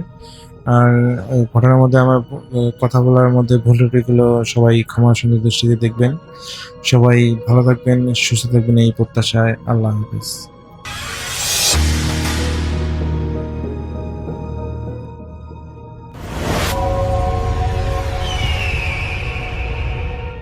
ঘটনাটি যিনি শেয়ার করেছেন তার নাম হচ্ছে মজিদ। 2008-2009 সালের ঘটনা এটা। বয়স্ক হওয়ার কারণে সঠিকভাবে তিনি মনে করতে পারছিলেন না। ওই মজিদ যিনি ঘটনার সাক্ষী তিনি হচ্ছিলেন ব্যাপারী, যে জায়গায় জায়গায় লোক পাঠিয়ে দিয়েছেন তিনি।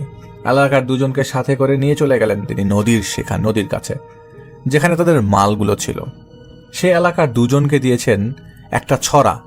যতটুকু জানা গেছে অনেকগুলো গাছ ভালোভাবে রশি দিয়ে এমনভাবে বাঁধা হয় যেন সেটা না ছুটে যায় আর সহজে সারানো যায়। অনেকে এটাকে চালি বলে। আর তিনি নিয়েছেন একা একটা তারটা নদীর স্রোতে ছেড়ে দিয়েছে আগে যাওয়ার জন্য। তো যে বলছিল উজানে মাল ধরতে গেছে। আর অন্য দুজন যে ছিল তারা তীরের হাঁটু পানি, কোমর পানি, বুক পানি এমন জায়গায় দিয়ে টেনে নিয়ে আসছিল। পাশ দিয়ে পাট ক্ষেত, আখের ক্ষেতের উপর দিয়ে। ওনাদের নিজেদের এলাকা, কোনো সমস্যা নাই, কারণ পুরো এলাকার সবকিছুই জানাশোনা, কোনো ভয় নাই। কিন্তু যেই জায়গায় ঘটনা ঘটে তখন ছিল ব্যাপক বন্যা। ওই সময় প্রচন্ড বন্যা হচ্ছিল। মেইন রাস্তার কাছেই সেখানে একটা বড় পুকুরের মতো জায়গা, যেটাকে দ বলে, অনেক গভীর। আর শুকনো মৌসুমে সেখানে পানি শুকায় না। তো তারা গাছটা কাটে সেই দয়ের পূর্ব পাশে নদীর তীর গেছে তারা আসছিলেন হাতে ছড়ার দড়ি সহ। তো গাছের যে দয়ের কিনারায় ফেলতেই অনেকে চিৎকারের ছদ্ম শুনতে শুরু করে। তো তারাও গাছ টানা বাদ দিয়ে সেখানে যাওয়ার পর দেখে শত শত মানুষ দয়ের মধ্যে জাল ফেলছে। কেউ কাঁচি দিয়ে মাছ ধরছে, কেউ বা ঝাঁকি দিয়ে জাল ফেলছে। দটা অনেক বড়। সেখানে দ মানে হচ্ছে বড় পুকুরের মতো জায়গা, সেখানে প্রচুর পানি। একটা লোক মহিষ চড়াতে গিয়েছিল সেই দয়ের উপর। চড়ানো শেষে কিনারায় এসে সেই মহিষ নিয়ে সাঁতার দিতে শুরু করে। তার ইচ্ছা ছিল মহিষ ও গোসল করানো হলে আরো তাড়াতাড়ি যাওয়া হলো, মহিষটা গোসল করানো হয়ে গেল। তো মাঝখানে যাওয়ার পর হঠাৎ করেই সেই লোকটা যিনি মহিষ সাথে ছিল সে লোকটা তলিয়ে যেতে থাকে। মহিষ কিন্তু ঠিকই উঠে আসছিল, কিন্তু দয়ের অন্য পারে আবার অনেক মানুষ সেই এলাকার তারা কাজ করছিল। তারা লক্ষ্য করলো সেই মহিষটা নিয়ে সাঁতার দিল লোকটা, কিন্তু লোকটা আর উঠছে না। খানিকের পরে দেখা গেল লোকটা উধাও। তো পার থেকে একজন বলে, কিরে মহিষটা তো ঠিকই আইলো, বেড়াটা গেল কই? তারপর থেকে একজন করে জড়ো হয়ে যায় শত শত মানুষ। মানুষের শোরগোল আর চিৎকার, আকাশটাই যেন ভেঙে পড়ছিল। আর এটা করাই তো স্বাভাবিক, কারণ হঠাৎ করে একজন জীবন্ত মানুষ সবার চোখের সামনে থেকে এভাবে উধাও হয়ে যাবে, এটা তো কল্পনা করা যায় না, এটা মেনে নেওয়া যায় না। তারপর নিজেদের জিনিসগুলো ভেসে যাওয়ার হাত থেকে তারা রক্ষা করতে চলে আসে। তো দয়ের সাথে একটা নদীর সংযোগ ছিল। তো তার যখন ছড়ি দয়ে গেল, তিনি লম্বা দড়ি লম্বা করে রেখেছে যাতে টেনে টেনে নিতে সুবিধা হয়। তো নদীর কিনারা দিয়ে কোথাও কোমর পানি, আবার কোথাও বুক পানি। টেনে এনে যখন দয়ের কিনারায় তিনি চলে আসে, তখন এমন একটা কেমন জানি একটা বরকা উঠে পানিতে। বরকা মানে বলক টাইপের, টকবক করতে শুরু করে পানিটা। তো প্রচন্ড জোরে ধাক্কা খায় তিনি। সেই বরকার বা সেই টকবক করা জায়গাটার ধাক্কা তার হাতে দড়ি সহ তাকে একটা দয়ের ভেতর নিয়ে যায় একটা টান দিয়ে। দ মানে সেই পুকুরের মতো বড় জায়গা। তো দয়ে যাওয়ার পরেই তার মনে হলো কোন একটা কিছুর সাথে তার বুকে ধাক্কা লাগলো। তো তার মনে হচ্ছিল এরকম যে বুকের মধ্যে কেউ মাথা দিয়ে গুঁতা দিলে যেমনটা লাগে, ঠিক তেমনটাই অনুভব করছিলেন তিনি। পানির নিচে কেউ হঠাৎ করে মাথা দিয়ে যেমন গুঁতা দিলে যেরকম লাগে।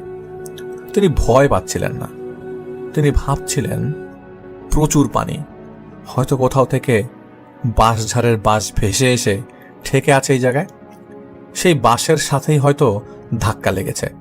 আর নদীর তখন প্রচুর স্রোত, সেই আবহাওয়াটা ছিল সেখানে ধাক্কা খাওয়ার সাথে সাথে শরীর কেঁপে ওঠার মতো। সাথে সাথে দড়িটা তার হাত থেকে ছুটে যায়। তখন গাছের মতো গাছ ভেসে যাচ্ছিল স্রোতের সাথে। তিনি ভাবলেন যাক, সমস্যা নাই, পার পর্যন্ত চলে গেলেই হলো। তিনি হঠাৎ করে তিনি হুঁশে ফিরে এলেন আর খেয়াল করলেন, তীরের দিকে লক্ষ্য করেই দেখতে পান যে স্রোতের মতো স্রোত যাচ্ছে, গাছও যাচ্ছে, কিন্তু তিনি যেখানে ছিলেন সেখানেই রয়ে গেছেন। এক চুল পরিমাণ এগোতে পারছেন না। মানে স্রোতে তার যে গাছগুলো তিনি টেনে নিয়ে এসেছিলেন সেগুলি স্রোতের সাথেই চলে যাচ্ছে, কিন্তু তারও তো যাওয়ার কথা স্রোতের মধ্যে দিয়ে। তিনি স্রোতের ভিতর দিয়ে যেতে পারছেন না, এক চুল এগোতে পারছেন না। তার মানে ওই জায়গায় তিনি আটকে আছেন। মনে হচ্ছিল তাকে কেউ বেঁধে রেখেছে। তার বুক পর্যন্ত পানির নিচে ছিল, চারপাশে থই থই পানি। তিনি পরনে একটা হাফ প্যান্ট আর একটা স্যান্ডো গেঞ্জি ছিল, আর গামছা বাঁধা ছিল কোমরে। তার মনে হলো পায়ের মধ্যে যেভাবে জঙ্গল পায়ে পেঁচিয়ে যায়, সেভাবে কোন একটা কিছু একটা তার পায়ে পেঁচিয়ে যাচ্ছে। কোন একটা গাছ পানির নিচ থেকে অটোমেটিক তার শরীরে পেঁচিয়ে যাচ্ছে। তখন পুরো ধান্দা যে পানিতে তো বন্যার পানিতে জঙ্গল ভেসে আসতে পারে, সেগুলো হয়তো সেখানে আছে, সেগুলোই হয়তো মুভমেন্টের কারণে পেঁচিয়ে যাচ্ছে। কিন্তু যখনই আরেক পা দিয়ে ছাড়ানোর চেষ্টা করে, তার মনে হচ্ছিল পিচ্ছিল কিছু তার পাতে জড়িয়েছিল। পা দিয়ে ধাক্কা দেওয়ায় তা আরও পিছলে যাচ্ছিল। তার মনে হচ্ছিল পিচ্ছিল জিনিসগুলো তার পায়ে পেঁচিয়ে যাচ্ছে, আর তিনি সেটা ছাড়াতেই চেষ্টাতে ছিলেন। এরকম করেই যাচ্ছিলেন তিনি, কিন্তু আসলে কোনো কিছুতেই লাভ হচ্ছিল না। তিনি চেষ্টা করে যাচ্ছিলেন, আর সেগুলিতে পেঁচাতে পেঁচাতে তাকে আস্তে আস্তে নিচের দিকে টানছিল। প্রবল শক্তি দিয়ে কেউ নিচে টানছে, আর তিনি দুই হাত দিয়ে তার যত শক্তি আছে তা দিয়ে পানির উপর ভেসে থাকার চেষ্টা করে যাচ্ছে। করতে করতে একটা সময় তিনি আর পেরে উঠলেন না।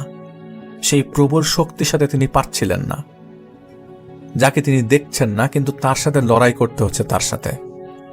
এভাবে পানিতে একবার তিনি চুবুনিও খেলেন। পানির নিচে গিয়েও বাঁচার তাগিদ থেকে আবারও উপরে ওঠার চেষ্টা করে উপরে উঠেলেন। খালি একটাবার চিন্তা করুন, আপনি কোনোভাবেই জানেন না এই জায়গায় আপনি পানির নিচে তলিয়ে যাবেন।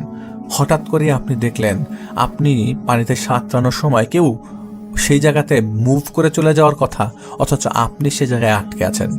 কিছু একটা আপনার পায়ে পেঁচিয়ে গেছে, আপনি নড়তে পারছেন না, কেউ আপনাকে পানির নিচে একবার চুবুনিও দিল।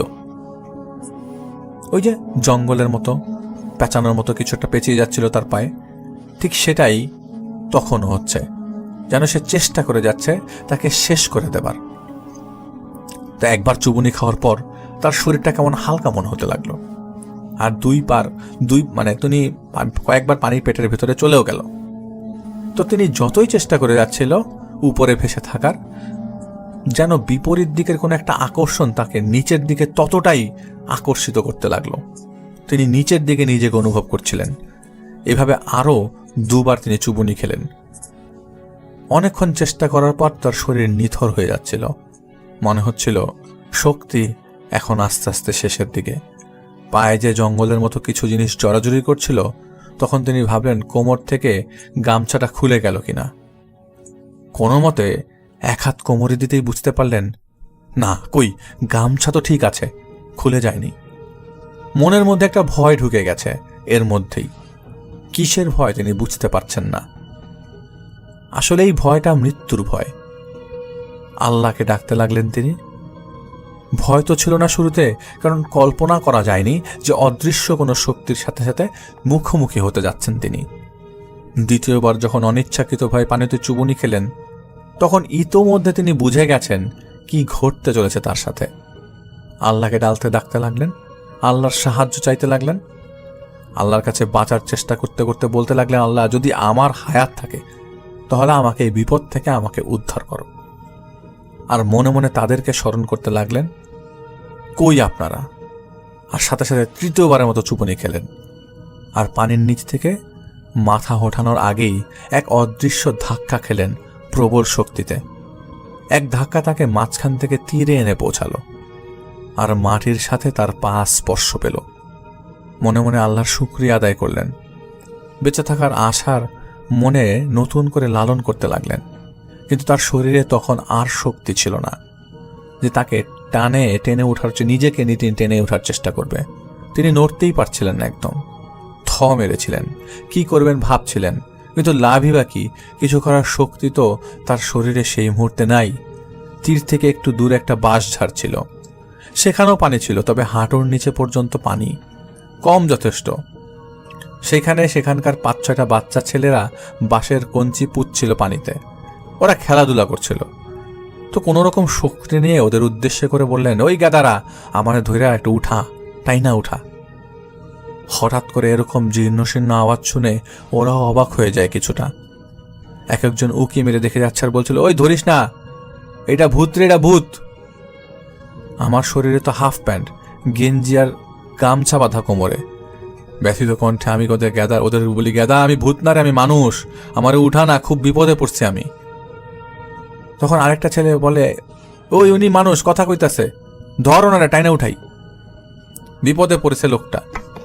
ছেলেগুলোর এরপর একজন একটা বাঁশ ধরে শক্ত করে, তারপর অন্য সবাই একজন আরেকজনের হাত ধরে তার হাত এগিয়ে দেয়, শেষের জনের হাত এগিয়ে দেয় তার হাতে। কিন্তু তাদের ভয় এখনো কাটেনি। একবার হঠাৎ তারা এগিয়ে দেয়, তিনি ধরতে নেয়, আবার পিছিয়ে যায়। তাদের ভয় যদি শয়তান হয় তাহলে তো টেনে নিয়ে যাবে। তারপর যখন আবার হাত তারা এগিয়ে দেয়, আমি থাবা দিয়ে হাত ধরে ফেলি, আর ছেলেগুলো হুড়মুড়ি করে আমাকে, তাকে টেনে পানিতে তোলে। তার ভাষ্য মতে টানে উঠে বসে থেকে কিছুক্ষণ অল্প একটু জোর সরিয়ে নেই, আর দৌড়ে সরিয়ে একটা দৌড় দেই। অল্প পানির উপর দিয়ে দৌড়াচ্ছি, শব্দ হচ্ছে পানিতে দৌড়ানোর। হঠাৎ করেই থেমে যায় পায়ে তীব্র যন্ত্রণা। তা তিনি বলেন, তীব্র যন্ত্রণা হচ্ছিল, ওই অল্প পানিতে দৌড়াচ্ছিলেন তিনি যখন উঠতে পারেন। তো পা পানি থেকে উঠে তিনি দেখেন শুকনো মরা বাঁশের কঞ্চির 2-1 ইঞ্চি ঢুকে গেছে তার পায়ের ভেতর।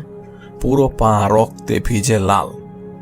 ব্যথায় কাতরিচ্ছিলেন তিনি ভাবছিলেন, গাছগুলো তো ভেসে যাচ্ছে, বাকিদের খবর দেওয়া দরকার। কিন্তু কি করবে কিছুই বুঝতে পারছিলেন না। অনেক ক্লান্ত লাগছিল, ভয়ে এতটাই ঘেমে গেছিলেন তার শরীর থেকে ঘাম চুয়ে চুয়ে পড়ছিল। আস্তে আস্তে পাশেই একটা বাড়িতে যান তিনি তীব্র যন্ত্রণা নিয়ে, খোঁড়াতে। সেই বাড়ির একজন মহিলা কাজ করছিল দাঁড়িয়ে। বন্যার পানিতে যে কচুরিপানা ভেসে আসে, আটকে গেছিল ঘরের সাথে, সেগুলোকে সরিয়ে দিচ্ছিল। তো তিনি তাকে বললেন, চাচি, আমার মাথায় এক বন্দি পানি দেন না। তো তিনি বলছেন, তুমি পানি চাও, তোমার গা দেহি ভেজা, আমার এক বন্দি পানি দেন মাথায়, আমার খুব খারাপ লাগতেছে। তো উনি তার মাথায় 2-3 বদনা পানি ঢাললেন। কৃতজ্ঞতার সহিত তাকে বললেন, চাচি, আমার একটু উপকার করবেন? তো উনি বলেন, কি? তিনি বলেন, আমি অমুক বাজারে যাব, আমি তো সাঁতরে যাইতে পারবো না, আমার একটু 5-6টা কলা গাছ বাঁশ দিয়ে বাইজা তৈরি করা যায় নৌকার বিকল্প হিসেবে, এমন একটা বুড়াই করে পৌঁছায় দেন না। তো উনি বললেন, আমি মহিলা মানুষ, এখন বুড়া কোনে পামু বাজান? বুড়া ওই যে বাঁশ দিয়ে তৈরি কয়েকটা। তো বলতে উনি দেখলেন রাস্তায় পানিতে কিছু বাচ্চা ছেলেরা খেলছে বুড়া নিয়ে। তো উনি বাচ্চা ছেলে বলে, ওই তোরা এই লোকটারে বাজারে নামাই দিয়ে আয় তো, যা, বন্যা এলাকা, ওই জায়গায় তো শুকনা জায়গা নাই। তো ওঠার পর ছেলেগুলা বলে তাকে জিজ্ঞেস করে, আপনারা গাছ টানেন না, গাছ কাটেন না? তো তিনি বলেন, গাছ কাটি। তো আমগো বাড়িতে গাছ কাটা রাখছেন, আপনারা চিনি আমি। বলে তিনি সেখানে একদম শুয়ে পড়লেন। তার নিঃশ্বাস বন্ধ হয়ে আসছিল, তিনি শ্বাস নিতে পারছিলেন না সহজে, অনেক কষ্ট হচ্ছিল। বাজারে গিয়ে নামার পর সেই চায়ের দোকানে যেতে লাগলেন তিনি। তো ছেলেগুলোকে দুঃখের কথা বললেন, তোদের যে 10 টাকা দিব সে টাকাটা আমার কাছে নাই। তোরা বলে, সমস্যা নাই, আপনি যান। চায়ের সেই দোকানটা পরিচিত ছিল। আকাশ ছিল মেঘাচ্ছন্ন, বৃষ্টি শুরু হলো ফোটায় ফোটায়। গিয়ে দেখেন দোকান বন্ধ। দোকানে গিয়ে তিনি বসে পড়লেন মাটিতেই, শরীর নিস্তেজ হয়ে যাচ্ছে। ভেতর থেকে একটা শব্দ যেন বের হচ্ছিল না। বৃষ্টির মধ্যে ওভাবে তিনি বসে রইলেন, আবছা আবছা শুনতে পারছিলেন। আশেপাশের মানুষ বলা বলি করছিল, কত পাগলই দেখলাম, এই পাগল আবার আইলো কর্তিকা, এই বৃষ্টি তার মধ্যে কেমন করে এই বৃষ্টির মধ্যে তার মধ্যে কেমনে বৈশা রইছে। তিনি কোনো উত্তর দিতে পারছিলেন না। তার শরীর ক্রমশই ছেড়ে দিচ্ছিল বাঁচার ইচ্ছা। কিছুক্ষণ পর চায়ের দোকানদার আসে, এ শুনি অবাক হয়ে যায়, কারণ সে তো তাকে চেনে। তো এসেই তার কাছে এসে তাকে জিজ্ঞেস করেন, বলেন, ভাই আপনারই অবস্থা? তো তিনি বলছেন, আমার শরীরে একটা শক্তি নেই যে আমি তার প্রশ্নের উত্তর দিব। তো তিনি কোনো মতে হাত দিয়ে তাকে ইশারা করে বোঝানোর চেষ্টা করলেন তাদের সর্দারকে ফোন করে জানাবার জন্য। তারপর থেকে তার আর কোনো সেন্স ছিল না। তার সাথে এই এলাকার 2 জন ছিল, তারা তাকে হন্য হয়ে খুঁজছিল, কারণ কয়েক ঘন্টা হয়ে যাচ্ছিল তার কোনো খবর ছিল না। তারা খুঁজতে খুঁজতে বাজারের দিকে আসে। তার এই অবস্থা দেখে আশেপাশের সব মানুষ জড়ো হয়ে যায়। বাজার তখন গুম গুম করছিল তাকে নিয়ে। অনেক মানুষ জড়ো দেখে সেই 2 জনও সেখানে গিয়ে তাকে পায় সেন্সলেস অবস্থায়। তাকে দেখে তারাও কেমন যেন হতভম্ব হয়ে যায়। তার সেন্স ছিল না। তার কোমরের গামছা দিয়ে তাকে ঢেকে দিয়েছে তারা। চিন্তা করুন কি অবস্থা। তিনি জীবিত, অথচ সবাই তাকে মৃত ভাবছে। কিন্তু সত্যি একদিন সবাইকে চলে যেতে হবে। সেদিন কাফনের কাপড়ে মোড়ানো থাকবেন আপনি, মোড়ানো থাকবো আমি। চায়ের দোকানদার সর্দারকে ফোন করে জানায়। উনি বলেন যে মনে হয় ভাই আর নাই, আপনি তাড়াতাড়ি আসেন। আর এটাও জানায় যে তারা বাজারে আছে, চায়ের দোকানে। তো সর্দার কান্না করে দেয় চায়ের দোকানদার ভাইয়ের কথা শুনে। কান্না করতে করতে সর্দার বাজারে আসে। এসে দেখে তিনি শুয়ে আছে, তাকে ঢেকে রেখেছে গামছা দিয়ে। তার পা দিয়ে রক্ত ঝরছিল। একদিক দিয়ে ভয়ে, আরেক দিক দিয়ে তীব্র যন্ত্রণায় তিনি ছিলেন মৃত্যুর পথযাত্রী। আসলে তিনি মারা যাননি, কিন্তু জীবিত থেকেও তিনি মৃত ছিলেন। সবাই মনে করেছিল তিনি মারা গেছেন। সর্দার দেখেই চিৎকার করে কেঁদে ফেলে। সর্দার সহ বাকি সকল তাকে ধরে নিয়ে পাশের একটি বাড়িতে যায়। সেখানে ডাক্তার ছিল, পালস চেক করে, এবং যে শুকনো বাঁশের কঞ্চি ঢুকেছিল সেটা পায়ের চামড়া কেটে ডাক্তার সেটি বের করে নিয়ে আসে। এই অবস্থা দেখে সেই বাড়ির মানুষগুলো, বিশেষ করে মহিলারাও কান্না করেছিল। মূলত সর্দারের বাড়িতে খবর দেওয়া হয়, তারা আসে নৌকা করে। তারাও প্রচুর বিষণ্ণ ছিল, বন্যা দুর্গত এলাকা, তো তারাও কান্না করছিল। চারপাশে কান্নার রোল পড়ে গেছিল। কেউ বলা বলি করছিল যে তিনি আর নাই। সর্দার বাড়ির মহিলারাও কান্নাকাটি করছিল, বলছিল ভালো মানুষটা চলে গেল, ভালো মানুষটা কাজে গেল, ফিরে আইলো মইটা যায় আর কি। এগুলো বলছে আর কান্না করছিল। তো ডাক্তার যাওয়ার আগে বলে যায় যে ওনার শরীরে তো কোনো সমস্যা পেলাম না, কিন্তু কেন জানি উনি শ্বাস নিতে পারছিলেন না। আপনার ভালো একজন ডাক্তার দিয়ে বা কবিরাজের চিকিৎসা করেন যত দ্রুত সম্ভব হয়, যদি বাঁচাতে চান। পরে তাকে নিয়ে আসা হয় মূল সর্দারের বাড়ি। ওই অবস্থায় নৌকা করে। ওই এলাকার একজন নামকরা কবিরাজ ছিল, তিনি এসব কাজ করতেন। তার বেশ নাম ডাক ছিল। কয়েকজন মিলে ওনার কাছে যায়, ছুটে যায় একসাথে, সাথে সাথে। তো চারদিকে থই থই পানি। সকল বাধা অতিক্রম করে ওনারা চলে যান এবং গিয়ে ওনাকে সবকিছু বলে, যা যা আপনাদেরকে এতক্ষণ বলা হলো। তো সবকিছু শুনে কবিরাজ বললেন, আপনারা কেন আসছেন, চলে যান। যারা আছে তার সাথে ওনারাই তাকে ঠিক করবেন, এই চিন্তা ওনাদের। ওনারা আবার বলেন, লোক বাঁচতেছে না, আপনার তাড়াতাড়ি যেতে হবে। তো কবিরাজ বলেন যে যেতে হবে না, আপনারা যান। তবুও ওনারা মানেন না, কবিরাজকে তারা সাথে করে নিয়ে আসবেন। তো কবিরাজ বলেন যে আপনারা শুধু শুধু আমাকে নিয়ে আসলেন, আমার কথাটা বিশ্বাসই করলেন না। ওনার সাথে যারা আছেন তারাই ঠিক করে দেবেন ওনাকে। কথা বোঝেন, ওনার সাথে যারা আছেন তারাই ঠিক করে দেবেন। তবে আপনাদের কিছু কথা বলে যাই, এই লোকের পাশে আপনারা থাইকেন, কিন্তু ওনার কাছে থাইকেন না। রাত্রি যখন গভীর হয় তখন ঘরের আলো নিভিয়ে ওনাকে এক পাশে রাখবেন, আর আপনারা ঘরের অন্য পাশে থাকবেন। দেখবেন অর্ধরাত্রে শত শত হাত ওনাকে থাপ্পড় মারছে ওনার শরীরে। কিন্তু সাবধান, আপনারা কোনো প্রকার শব্দ করবেন না, আর যা কিছুই হোক ওনাকে গিয়ে ধরবেন না। এগুলো বলে সেদিন কবিরাজ চলে যায় সেখান থেকে। ঠিকই গভীর রাতে কবিরাজের কথা অনুযায়ী সব করা হয়। রাত গভীর হলেই শুরু হয় দাপড়াদাপড়ির শব্দ। শত শত হাত একটা শরীরে থাপ্পড় মারলে যেমনটা হওয়ার কথা ঠিক তেমন শব্দ হচ্ছিল। রাতটা এভাবেই কাটে। কিছুক্ষণ পর মোচড় দিয়ে তিনি ওঠেন বিছানায়। উঠেই জিজ্ঞাসা করে, কিরে রাত হয়েছে, আমি বিছানায়, মালগুলা কই? সর্দার বলেন যে মাল পাওয়া যাবে নি, কিন্তু তুমি অমন হয়েছিলা কেন? তোমার নিয়ে এত সবাই মিলা কান্নাকাটি শুরু। আর যে দৃশ্য দেখলাম আমরা তো ভয় পাইছি, তোমার অবস্থা কি তুমি বলো। তিনি অবাক হয়ে জিজ্ঞেস করলেন, কেন রে, আমার কি হয়েছিল? ওরা বলল, রাতে এমন অবস্থা মনে হলো কমপক্ষে 500 হাত তোমার শরীরের উপরে পড়ছে, থাপ্পড় মারতেছে তোমারে একটার পর একটা। আমরা সবাই ভয় পাচ্ছিলাম, ভয় কাতরাচ্ছিলাম, ভয় তোমার কাছে পর্যন্ত কেউ যায় নাই। সকাল হইল, সকাল উঠা দেখি তার 2টা পা ফুলে গেছে একদম।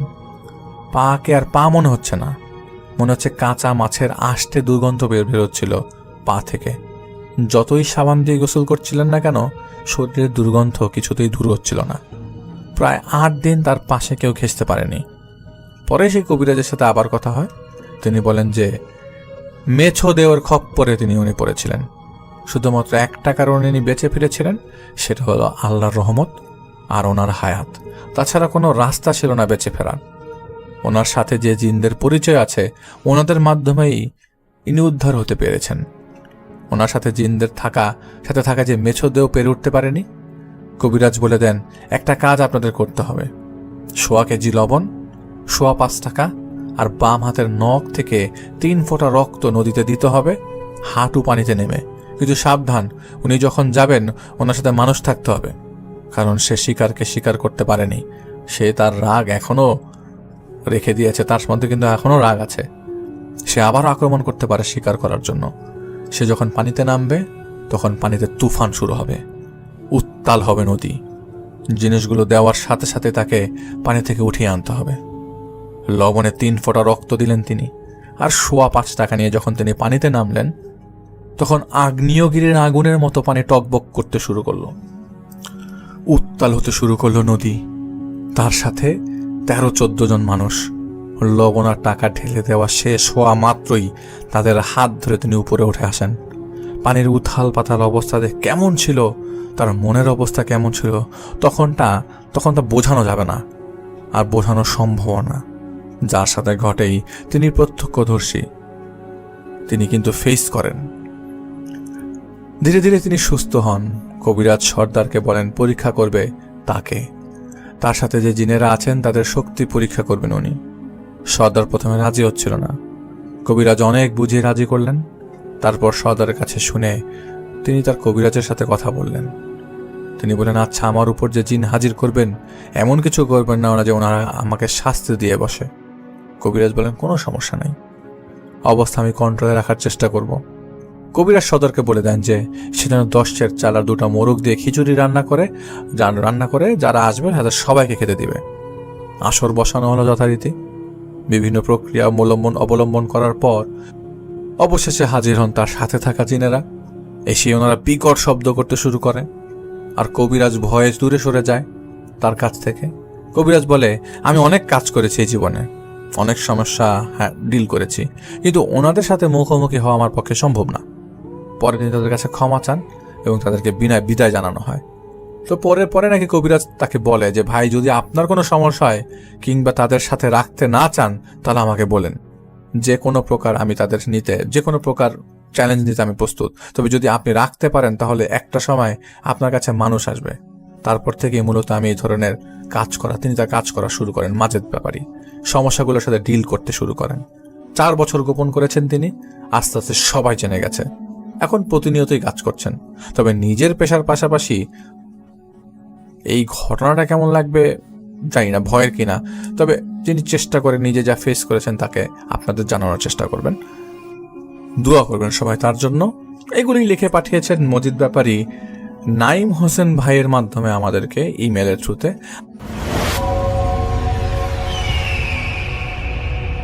হ্যালো লিসেনার্স, আশা করি ঘটনাগুলো আপনাদের ভালো লেগেছে। আমি চেষ্টা করেছি বাছাই করে ঘটনাগুলো আপনাদের মাঝে শেয়ার করার। আমি প্রতিদিনই ঘটনাগুলো বাছাই করে আপনাদের মাঝে একটি করে এপিসোড শেয়ার করার চেষ্টা করি। যদি আমার ঘটনাগুলো একটু ভালো লাগে তাহলে অবশ্যই এই চ্যানেলটি সাবস্ক্রাইব করবেন।